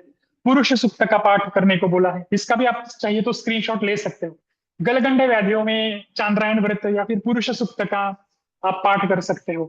अपामार्ग, अपस्मार, देखो मैंने अभी थोड़ी देर पहले जब शुरुआत में ही मैंने आपको अपस्मार की स्टोरी बताई थी, उसमें मैंने आपको बोला था महेश्वर सूत्र का पाठ है या फिर डमरू नाद का श्रवण करना है। आपको अगर पाणिनि की स्टोरी पता होगी कि पाणिनि को व्याकरण कैसे ज्ञात हुआ, तो शिवजी ने 14 बार डमरू का नाद किया था और वो डमरू के नाद से ही वो महेश्वर सूत्र उत्पन्न हुए थे, उसमें से ही पाणिनि को पूरे व्याकरण का ज्ञान हुआ था। तो वो जो महेश्वर सूत्र है जो हमने फर्स्ट ईयर में पढ़े हैं, अयुन रुलरुक एयोंग एवुच, उसका पाठ कर कर अगर आप डमरू का नाद करवाते हो पेशेंट के सामने तो अपस्मार के पेशेंट में ट्रिमेंडस रिजल्ट है, ट्रिमेंडस रिजल्ट। पेशेंट बहुत जल्दी ठीक होता है। पेशेंट की जो इपिलेप्टिक अटैक की जो फ्रीक्वेंसी है वो भी अगर पेशेंट को 8-8 दिन में आते हैं और आप पेशेंट को ये करने को बोलते हो तो पेशेंट की फ्रीक्वेंसी महीना महीना 1.5 महीना भी नहीं होती। यहाँ तक हमने रिजल्ट देखे हुए हैं। तो ये आप करके देख सकते हो, आपके गुरुजी ने आपको आदेश दिया हो, आपने अगर उतनी क्षमता हो तो आप ये करिए, बहुत अच्छे रिजल्ट है। मैं आपको एंड में वो केस भी दिखाऊंगा कि जिसके सामने हमने ये किया है। वृषण रोग या फिर गुह्य रोग है, उसमें रुद्र संहिता 10 सहस्त्र बार पाठ करना है। शिव पुराण की अलग अलग पाठ है, रुद्र संहिता, कोटि रुद्र संहिता, उमा संहिता, पार्वती संहिता, दक्ष संहिता, ऐसे उसके अंदर आए हुए पाठ हो। तो उसमें से रुद्र संहिता छोटी सी संहिता है, उसका अगर आप पाठ करते हो तो वृषण रोग मतलब इनफर्टिलिटी के पेशेंट जो है उनमें अगर स्पर्म काउंट कम है और उसमें अगर आप ये पाठ करने को बोलते हो तो मस्त रिजल्ट आपको पेशेंट होगा। नो डाउट साथ में आपको औषधि चिकित्सा भी करनी है, लेकिन औषधि का गुणों का वर्धन करने के लिए भी ये आप पाठ आपको बहुत अच्छे से काम करवाते हैं। आम बात में दश सहस्त्र गायत्री जब गायत्री का पाठ करने को बोला है, अभी देखो सिंपल लॉजिक बताता हूँ। गायत्री ये सूर्य की उपासना है, सूर्य का मंत्र है, सूर्य गायत्री है, सूर्य ने उष्ण स्वरूप का है। आम में जो भी चिकित्सा हमें करनी है वो अग्नि प्रदीप्त की चिकित्सा करनी है। सूर्य को बोला है कि आरोग्यम भास्कर इच्छेत, आरोग्य की कामना चाहिए तो सूर्य की उपासना करनी चाहिए, ऐसा बोला है। तो बट ऑब्वियसली उष्ण स्वरूप का गायत्री का पाठ अगर आप करते हो तो शरीर का आम का पचन, सूक्ष्म आम का पचन बहुत अच्छे से होता है। तो आम बात में गायत्री मंत्र का जाप अगर करते हो तो बहुत अच्छे रिजल्ट में देखने को मिलते हैं। लेकिन गायत्री में संपुट होते हैं, गायत्री की मुद्राएं होती हैं। जब तक आपका उपनयन नहीं होता है तब तक गायत्री जपने का अधिकार प्राप्त नहीं होता है हमें। तो उपनयन होना चाहिए, सुबह शाम की संध्या रेगुलरली होनी चाहिए, तभी आप गायत्री का पाठ कर सकते हो। तो जब पेशेंट आपके सामने आए तो सोच संभल कर आप पेशेंट को गायत्री का जाप बताइए। अर्श जैसे व्याधियों में पुरुष सुक्त, विष्णु हृदय, अग्निवर्ण सुक्त, इनका पाठ आप करने को बोल सकते हैं। रक्त पित्त में मंगल ग्रह का जप, नासा रोग में श्री सुक्त का जप। आपके पास अगर नवग्रहों का एक मंत्र आता है, नवों के नवो ग्रह का आया हुआ है, वो अगर आप करते हो तो वो आपको यूट्यूब पे या फिर आप सिंपली नवग्रह सूत्र अगर आप डाउनलोड करोगे तो उसमें भी आपको मिल जाएगा। उसके ही साथ नेत्र रोग के व्याधियों में चांद्रायण व्रत, गोपाल कृष्ण की प्रतिमा का दान करना। अभी इसके पीछे भी लॉजिक है, भगवान श्री कृष्ण को कमल नयन बोला है। कमल नयन बोलकर अगर आप गोपाल कृष्ण की प्रतिमा का अगर आप हवन पूजा करते हो तो नेत्र रोग जल्दी ठीक हो जाते हैं। साथ में आपको चांद्रायण व्रत भी करना है, शिव जी के जल का अभिषेक करना है। शिव जी त्रिनेत्रधारी है, आप सभी को पता है, बाकी कोई देवता त्रिनेत्रधारी नहीं है। इसलिए नेत्र रोग में कमल नयन श्री कृष्ण और त्रिनेत्रधारी शिव जी का जाप दिया गया है। पांडु रोग में सुवर्ण पृथ्वी की पूजा बोली है, छोटी पृथ्वी की रचना करके उसकी पूजा करने को बोली है। सुवर्ण का दान बोला है, चांद्रायण व्रत करने को बोले हैं। प्रमेह में द्वादशाब्दी प्रायश्चित, ये प्रायश्चित का वर्णन आपको हरिवंश पुराण में मिलेगा। वो करवाते हो, ब्राह्मण को भोज करवाते हो, पुरुष सुक्त या फिर रुद्र सुक्त का जाप करते हो। देखो इसमें पिपली का चांद्रायण व्रत आया है, पिपली का चांद्रायण व्रत में आपको आधे से भी आधा निवाला डेली खाना है, ऐसा आया है। पिपली का मतलब चींटी, चींटी जितना खाती है उतना ही आपको खाना है। ये करते हो तो बट ऑब्वियसली प्रमेय जैसे व्याधियों में क्लेद का संशमन होने वाला है। ऐसे हर एक व्याधियों में हर एक चीज का वर्णन आया हुआ है। ये सारा वर्णन जो है आपको बहुत सारे ग्रंथों में मिलेगा। गीता प्रेस गोरखपुर का आरोग्य अंक नाम का ग्रंथ है। आर्यवैद्य कलानिधि नाम का एक बुक है, आप सभी के पास वो बुक होगा, उसमें भी इसका वर्णन है। शिव पुराण में वर्णन है, विष्णु पुराण में वर्णन है, दुर्गा सप्तशती में वर्णन है। ऐसे जितने भी ग्रंथ पढ़ोगे, वो ग्रंथ पढ़ते पढ़ते अगर आयुर्वेदा के एंगल से अगर आप पढ़ोगे तो उसमें आपको ये सारी चीजें देखने को मिलेगी। Next slide.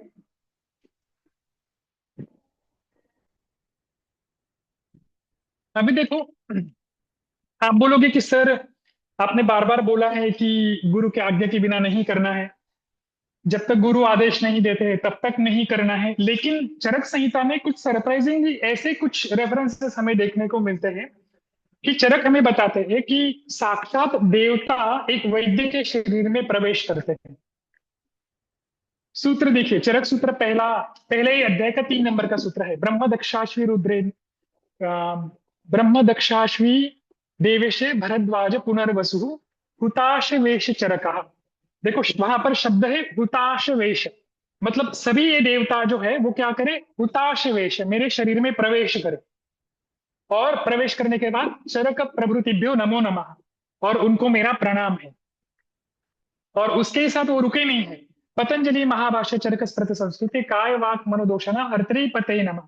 जब ये मेरे शरीर में प्रवेश करेंगे उनके साथ ही चरक जी, जिन्होंने पतंजलि जैसा पतंजलि का महाभाष्य, चरक की चरक संहिता और पाणिनि ने रचा हुआ योग सूत्र, इन्होंने जैसे मन वाचा और शरीर के दोषों का हरण किया है, वैसे ही मेरे मन वाचा और शरीर का दोषों का हरण हो, ऐसे वो प्रार्थना कर रहे हैं। इसी के साथ चरक मीमांसा में 8वें अध्याय में उन्होंने एक शब्द आया है, देवताया शिवाय स्युः, मतलब उस वैद्य के शरीर में देवताओं का प्रवेश होता है।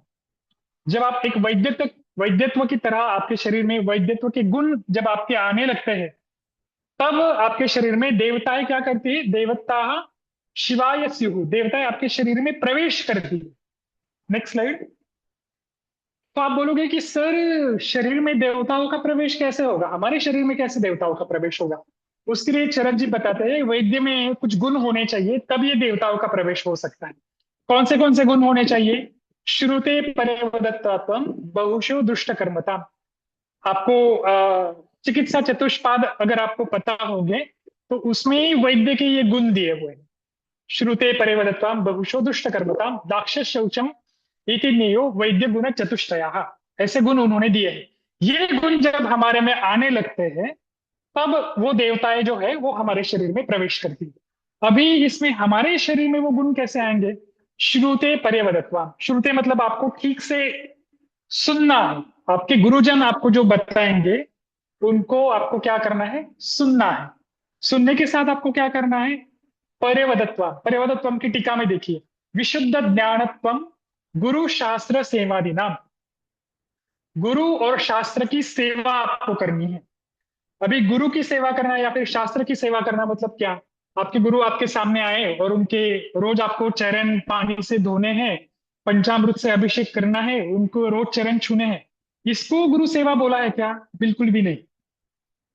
गुरु सेवा या फिर शास्त्र सेवा मतलब गुरु के आदेश का पालन करना, और शास्त्र सेवा मतलब हमारा जो आयुर्वेद की सेवा है, आयुर्वेद शास्त्र की सेवा है, उसमें सेवा का अर्थ है आप रुग्णों की सेवा अच्छे से करें, शास्त्र को अच्छे से पढ़िए, शास्त्र को जानिए।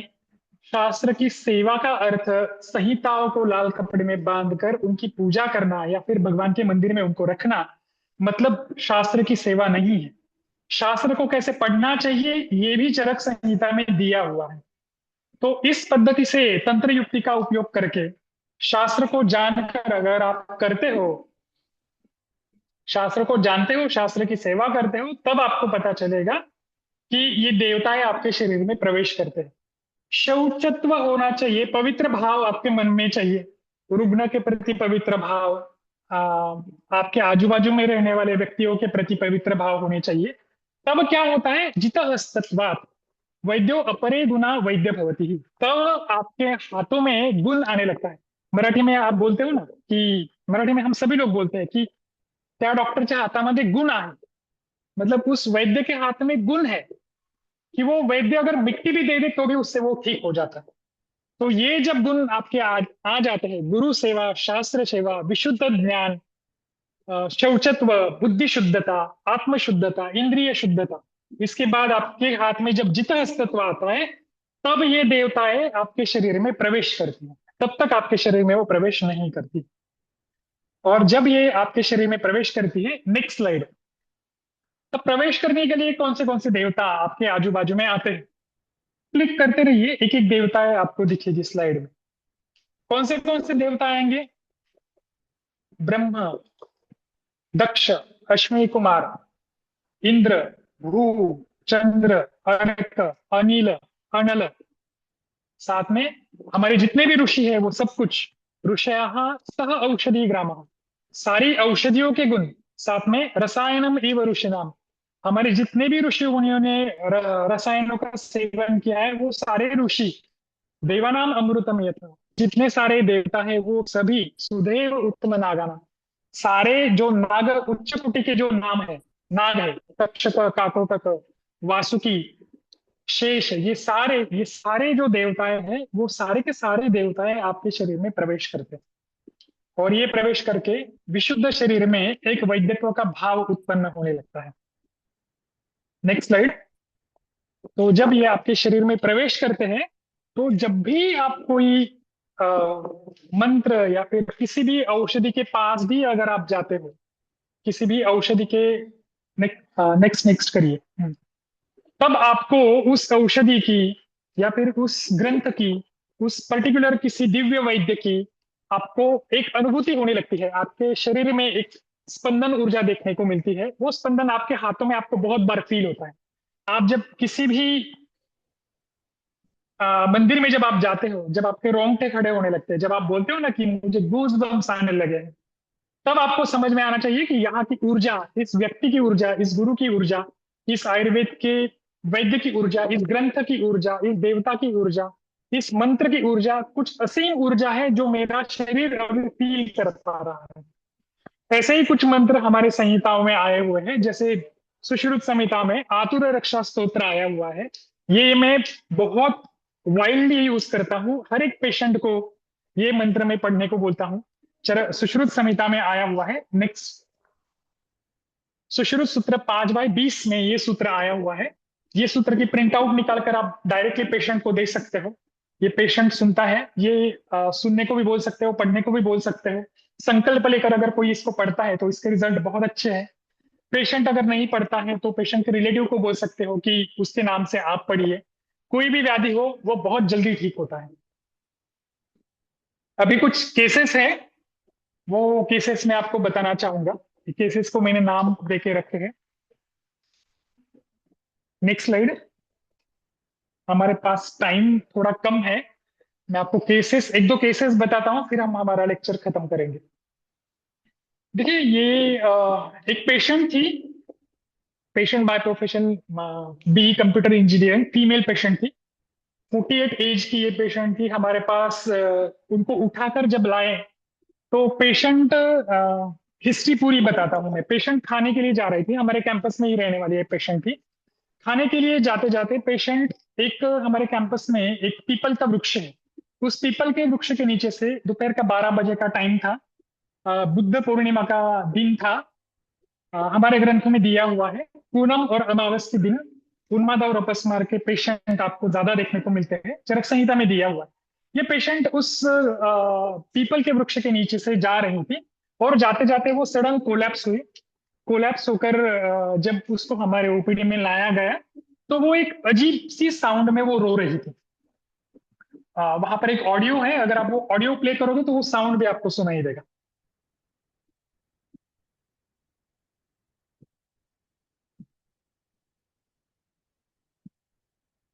ऑडियो प्ले हो रहा है सर?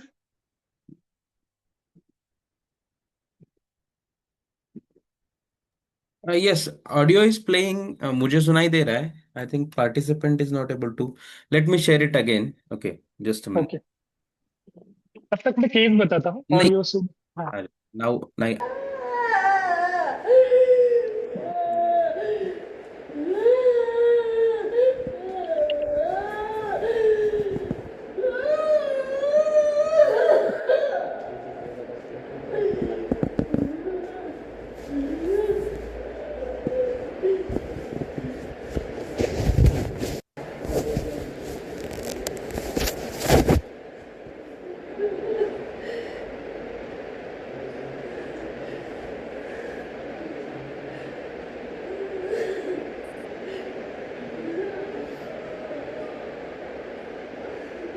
देखिए, आपने ये ऑडियो अगर सुना होगा तो नॉर्मली कोई भी ह्यूमन बीइंग जब रोती है तो उसका रोने का आवाज या फिर बोलने का आवाज ऐसे नहीं होता है। आप चाहिए तो वापस बाद में इसको सुनिए, इस ऑडियो को। तो इसमें नहीं आपको सर, दो everyone, वॉइस। everyone हाँ, listen sir, everyone listen. Yes. Good good. तो इसमें आपको ना दो शिफ्टिंग वॉइसेस आपको सुनाई देंगे। तो इस वॉइस में पेशेंट हमारे सामने रो रहा था, साथ में पेशेंट के सिम्टम्स थे विषम चेष्टा, हाथ पैर पेशेंट हिला रहा था, अलग ही जैसे नॉर्मल ह्यूमन बीइंग जैसे चलता है वैसे नहीं था। अकस्मात अट्टाटहासनम, अभी आपने जो रोना सुना होगा उसमें आपको बीच बीच में हंसने की भी आवाज सुनाई दे रही होगी। भी विभ्रमा, पेशेंट को पता नहीं चल रहा था कि मैं कहाँ हूँ, यहाँ मुझे यहाँ क्यों लाया गया है। बिल्कुल कुछ भी चीज के लिए पेशेंट रिस्पॉन्ड नहीं कर रहा था। Next slide.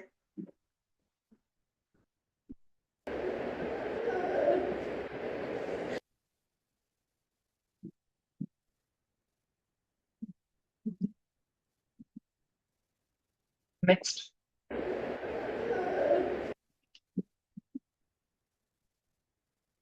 तो पेशेंट में अगर आप मतलब पेशेंट की डिटेल में हिस्ट्री लेने के बाद एक चीज पता चली कि पेशेंट में दो प्रकार के हेतु थे।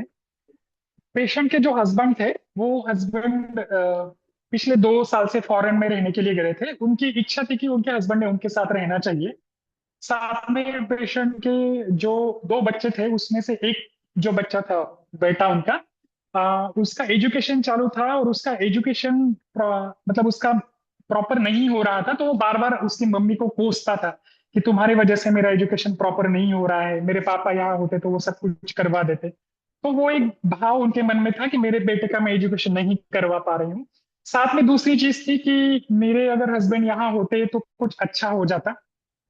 तो उसकी वजह से अगर आपने उन्माद अपस्मार के हेतु में देखा, पहली चीज आई है तई ही अल्पसत्व से। जब तक अल्पसत्व नहीं होता है तब तक ये उन्माद और अपस्मार की जो एंटिटी है वो हमारे शरीर में प्रवेश नहीं करते। तो अल्प सत्व से जब आप चलते हो, आपका सत्व जब तक अल्प नहीं होता है, तब तक ये उन्माद अपस्मार आपको कुछ नहीं कर सकते।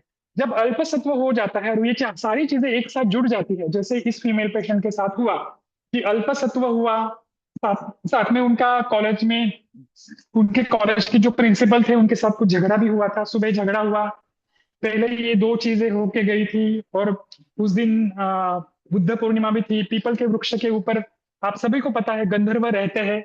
और उस मध्याह्न का पीरियड था, मध्याह्न के पीरियड में गंधर्व ज्यादा एक्टिवेट होते हैं। उसी पीरियड में वो वहां से जा रही थी और उस गंधर्व ने उनको पकड़ लिया। आप बोलोगे कि सर आप गंधर्व ही क्यों बोल रहे हो, आपको आगे पता चलेगा मैं गंधर्व ही क्यों बोल रहा हूँ। सॉरी, गंधर्व नहीं, भूतोन्माद की केस है। आफ्टरनून के पीरियड में हमारे पुराने जो घर के लोग हैं वो भी बोलते हैं कि पीपल के वृक्ष के नीचे से नहीं जाना चाहिए। तो इन चीजों को अगर आप देखोगे तो अल्पसत्व होना, हृदय में दोषों का वास होना, मनोमय स्रोतस की दुष्टि होना और अचानक से भूतोन्माद जैसे लक्षण पेशेंट में उत्पन्न होना, ऐसी संप्राप्ति जब आप लगाते हो तब आपको ये केस अच्छे से समझ में आती है। Next slide. जब पेशेंट उस सिचुएशन में हमारे पास आया तो हमने पेशेंट को संज्ञा प्रबोधन नस्य दिया, वचाचूर्ण का, लक्ष्मी सूत योग दिया था, सुवर्ण लक्ष्मी विलास, सुवर्ण सूत और साथ में सीतो बलादी चूर्ण इक्वल क्वांटिटी में मिक्स करके 1 पिंच पेशेंट को समलिंगुअल हम खाने के लिए देते हैं। आतुर रक्षा स्तोत्र का पाठ, यहाँ के मेरे स्टूडेंट जो है वो अभी थोड़े ट्रेन हो गए हैं। जब भी ऐसा कोई पेशेंट आता है, जब भी वो मेडिसिन लेके आते हैं, तो मेडिसिन को वो आतुर रक्षा स्तोत्र का पाठ कर कर अभिमंत्रित करके ही लेके आते हैं। या फिर औषधि अभिमंत्रण स्तोत्र जो है, जो हम वमन के पहले जो बोलते हैं, उस स्तोत्र का पाठ कर कर हम पेशेंट को मेडिसिन देते हैं। प्रासन चिकित्सा की थी हमने।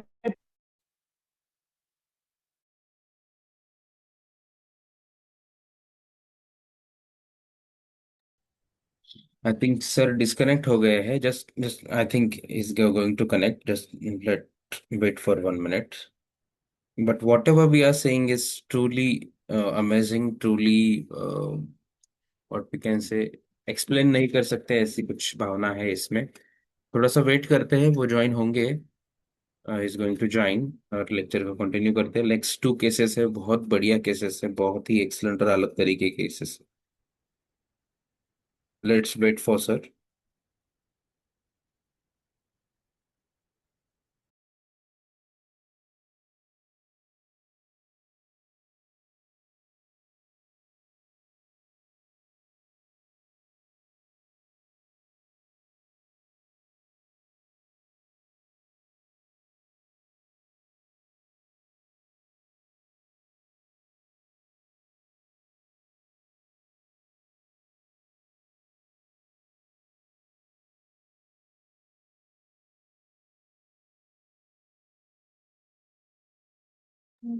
तब तक we will listen to the voice, जो वॉइस नहीं सुन पा रहे थे आप।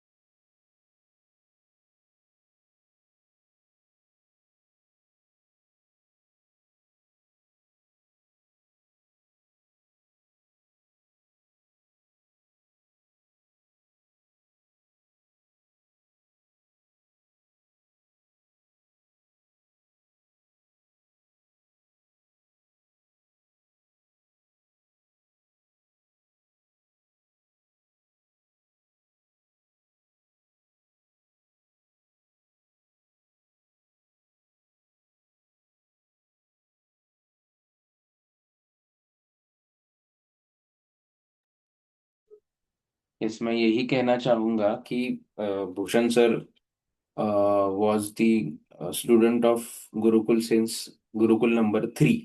अभी गुरुकुल 24th चल रहा है, इसका मतलब लास्ट 10 सालों से वो गुरुकुल से कनेक्टेड है। तो ये सब करने के लिए जो सात्विकता की जरूरत है, जो खुद के सत्व का रक्षण करना जरूरी है, अपना खुद के गुरु के साथ जो मतलब जो बंधन होना जरूरी है, और जिसके वजह से उतना सत्व खुद को वो खुद में वो लाते हैं, that's why he is able to understand, he is able to treat this kind of cases. क्योंकि ये करना किसी के भी बस की बात नहीं है, क्योंकि हम सिर्फ साउंड सुन के घबरा रहे हैं अभी। just by listening to the sound we are not in our control, या फिर हम थोड़े से घबरा जा रहे हैं।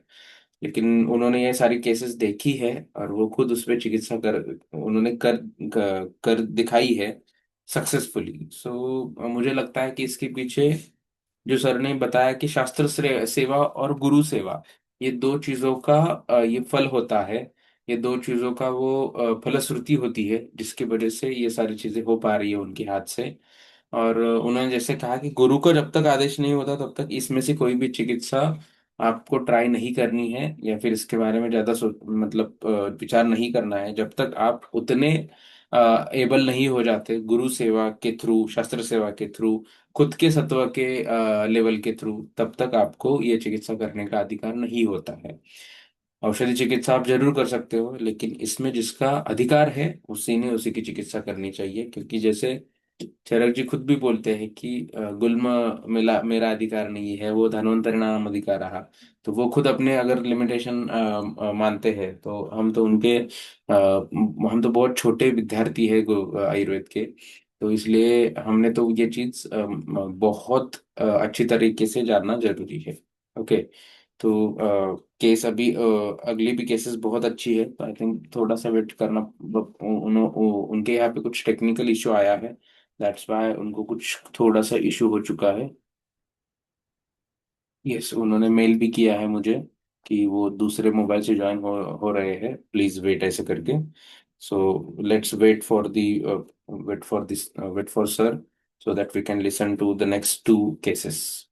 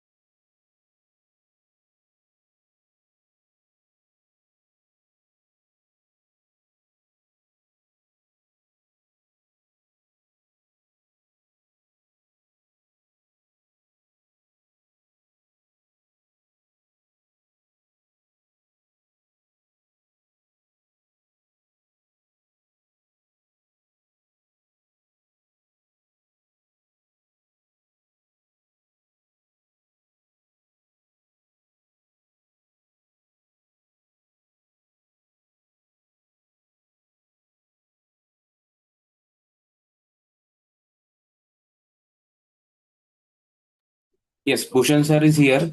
Let's start. Yes, sir.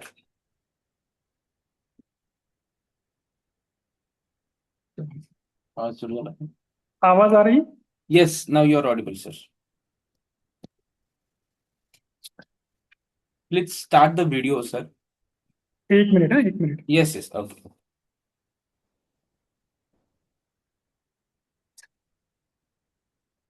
मुझे ये कनेक्ट करने होंगे।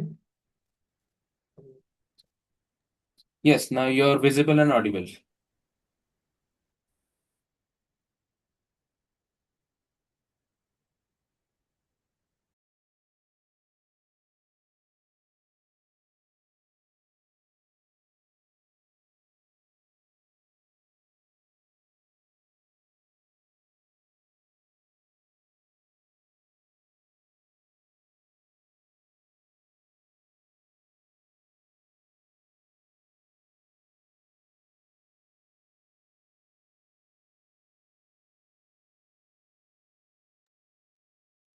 I think your voice and video both are off right now.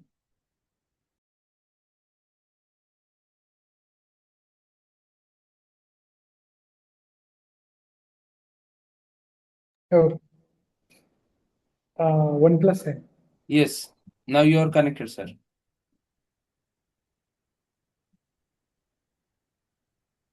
एक मिनट ना विवेक सर. Okay, okay.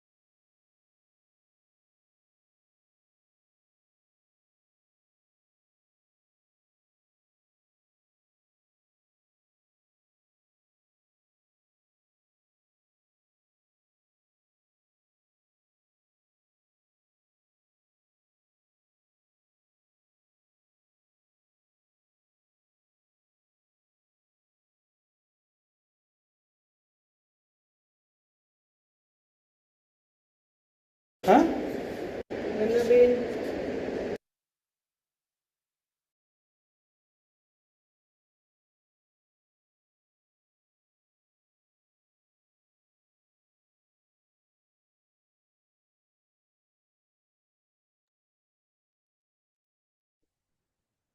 हाँ.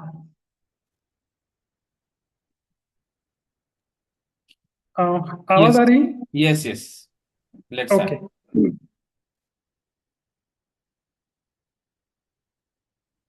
तो त्रासन चिकित्सा हमने की थी. त्रासन चिकित्सा में पेशेंट का क्षिप्रमर्म और अपामंगल का पीड़न किया था. Next slide.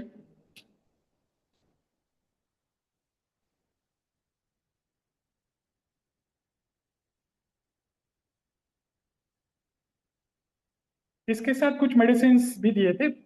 वेगावस्था में हमने ये मेडिसिन नहीं दिए थे. उस वक्त हमने सिर्फ जो पहले वाले जो मैंने मेडिसिन बताए वो दिए थे.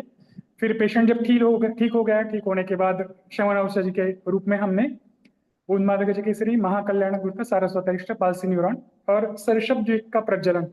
सरसों का जो दिया होता है, सरसप रक्षोग्न करके आई हुई है और सरसप दीप का वर्णन सुश्रुत संहिता में आया है कि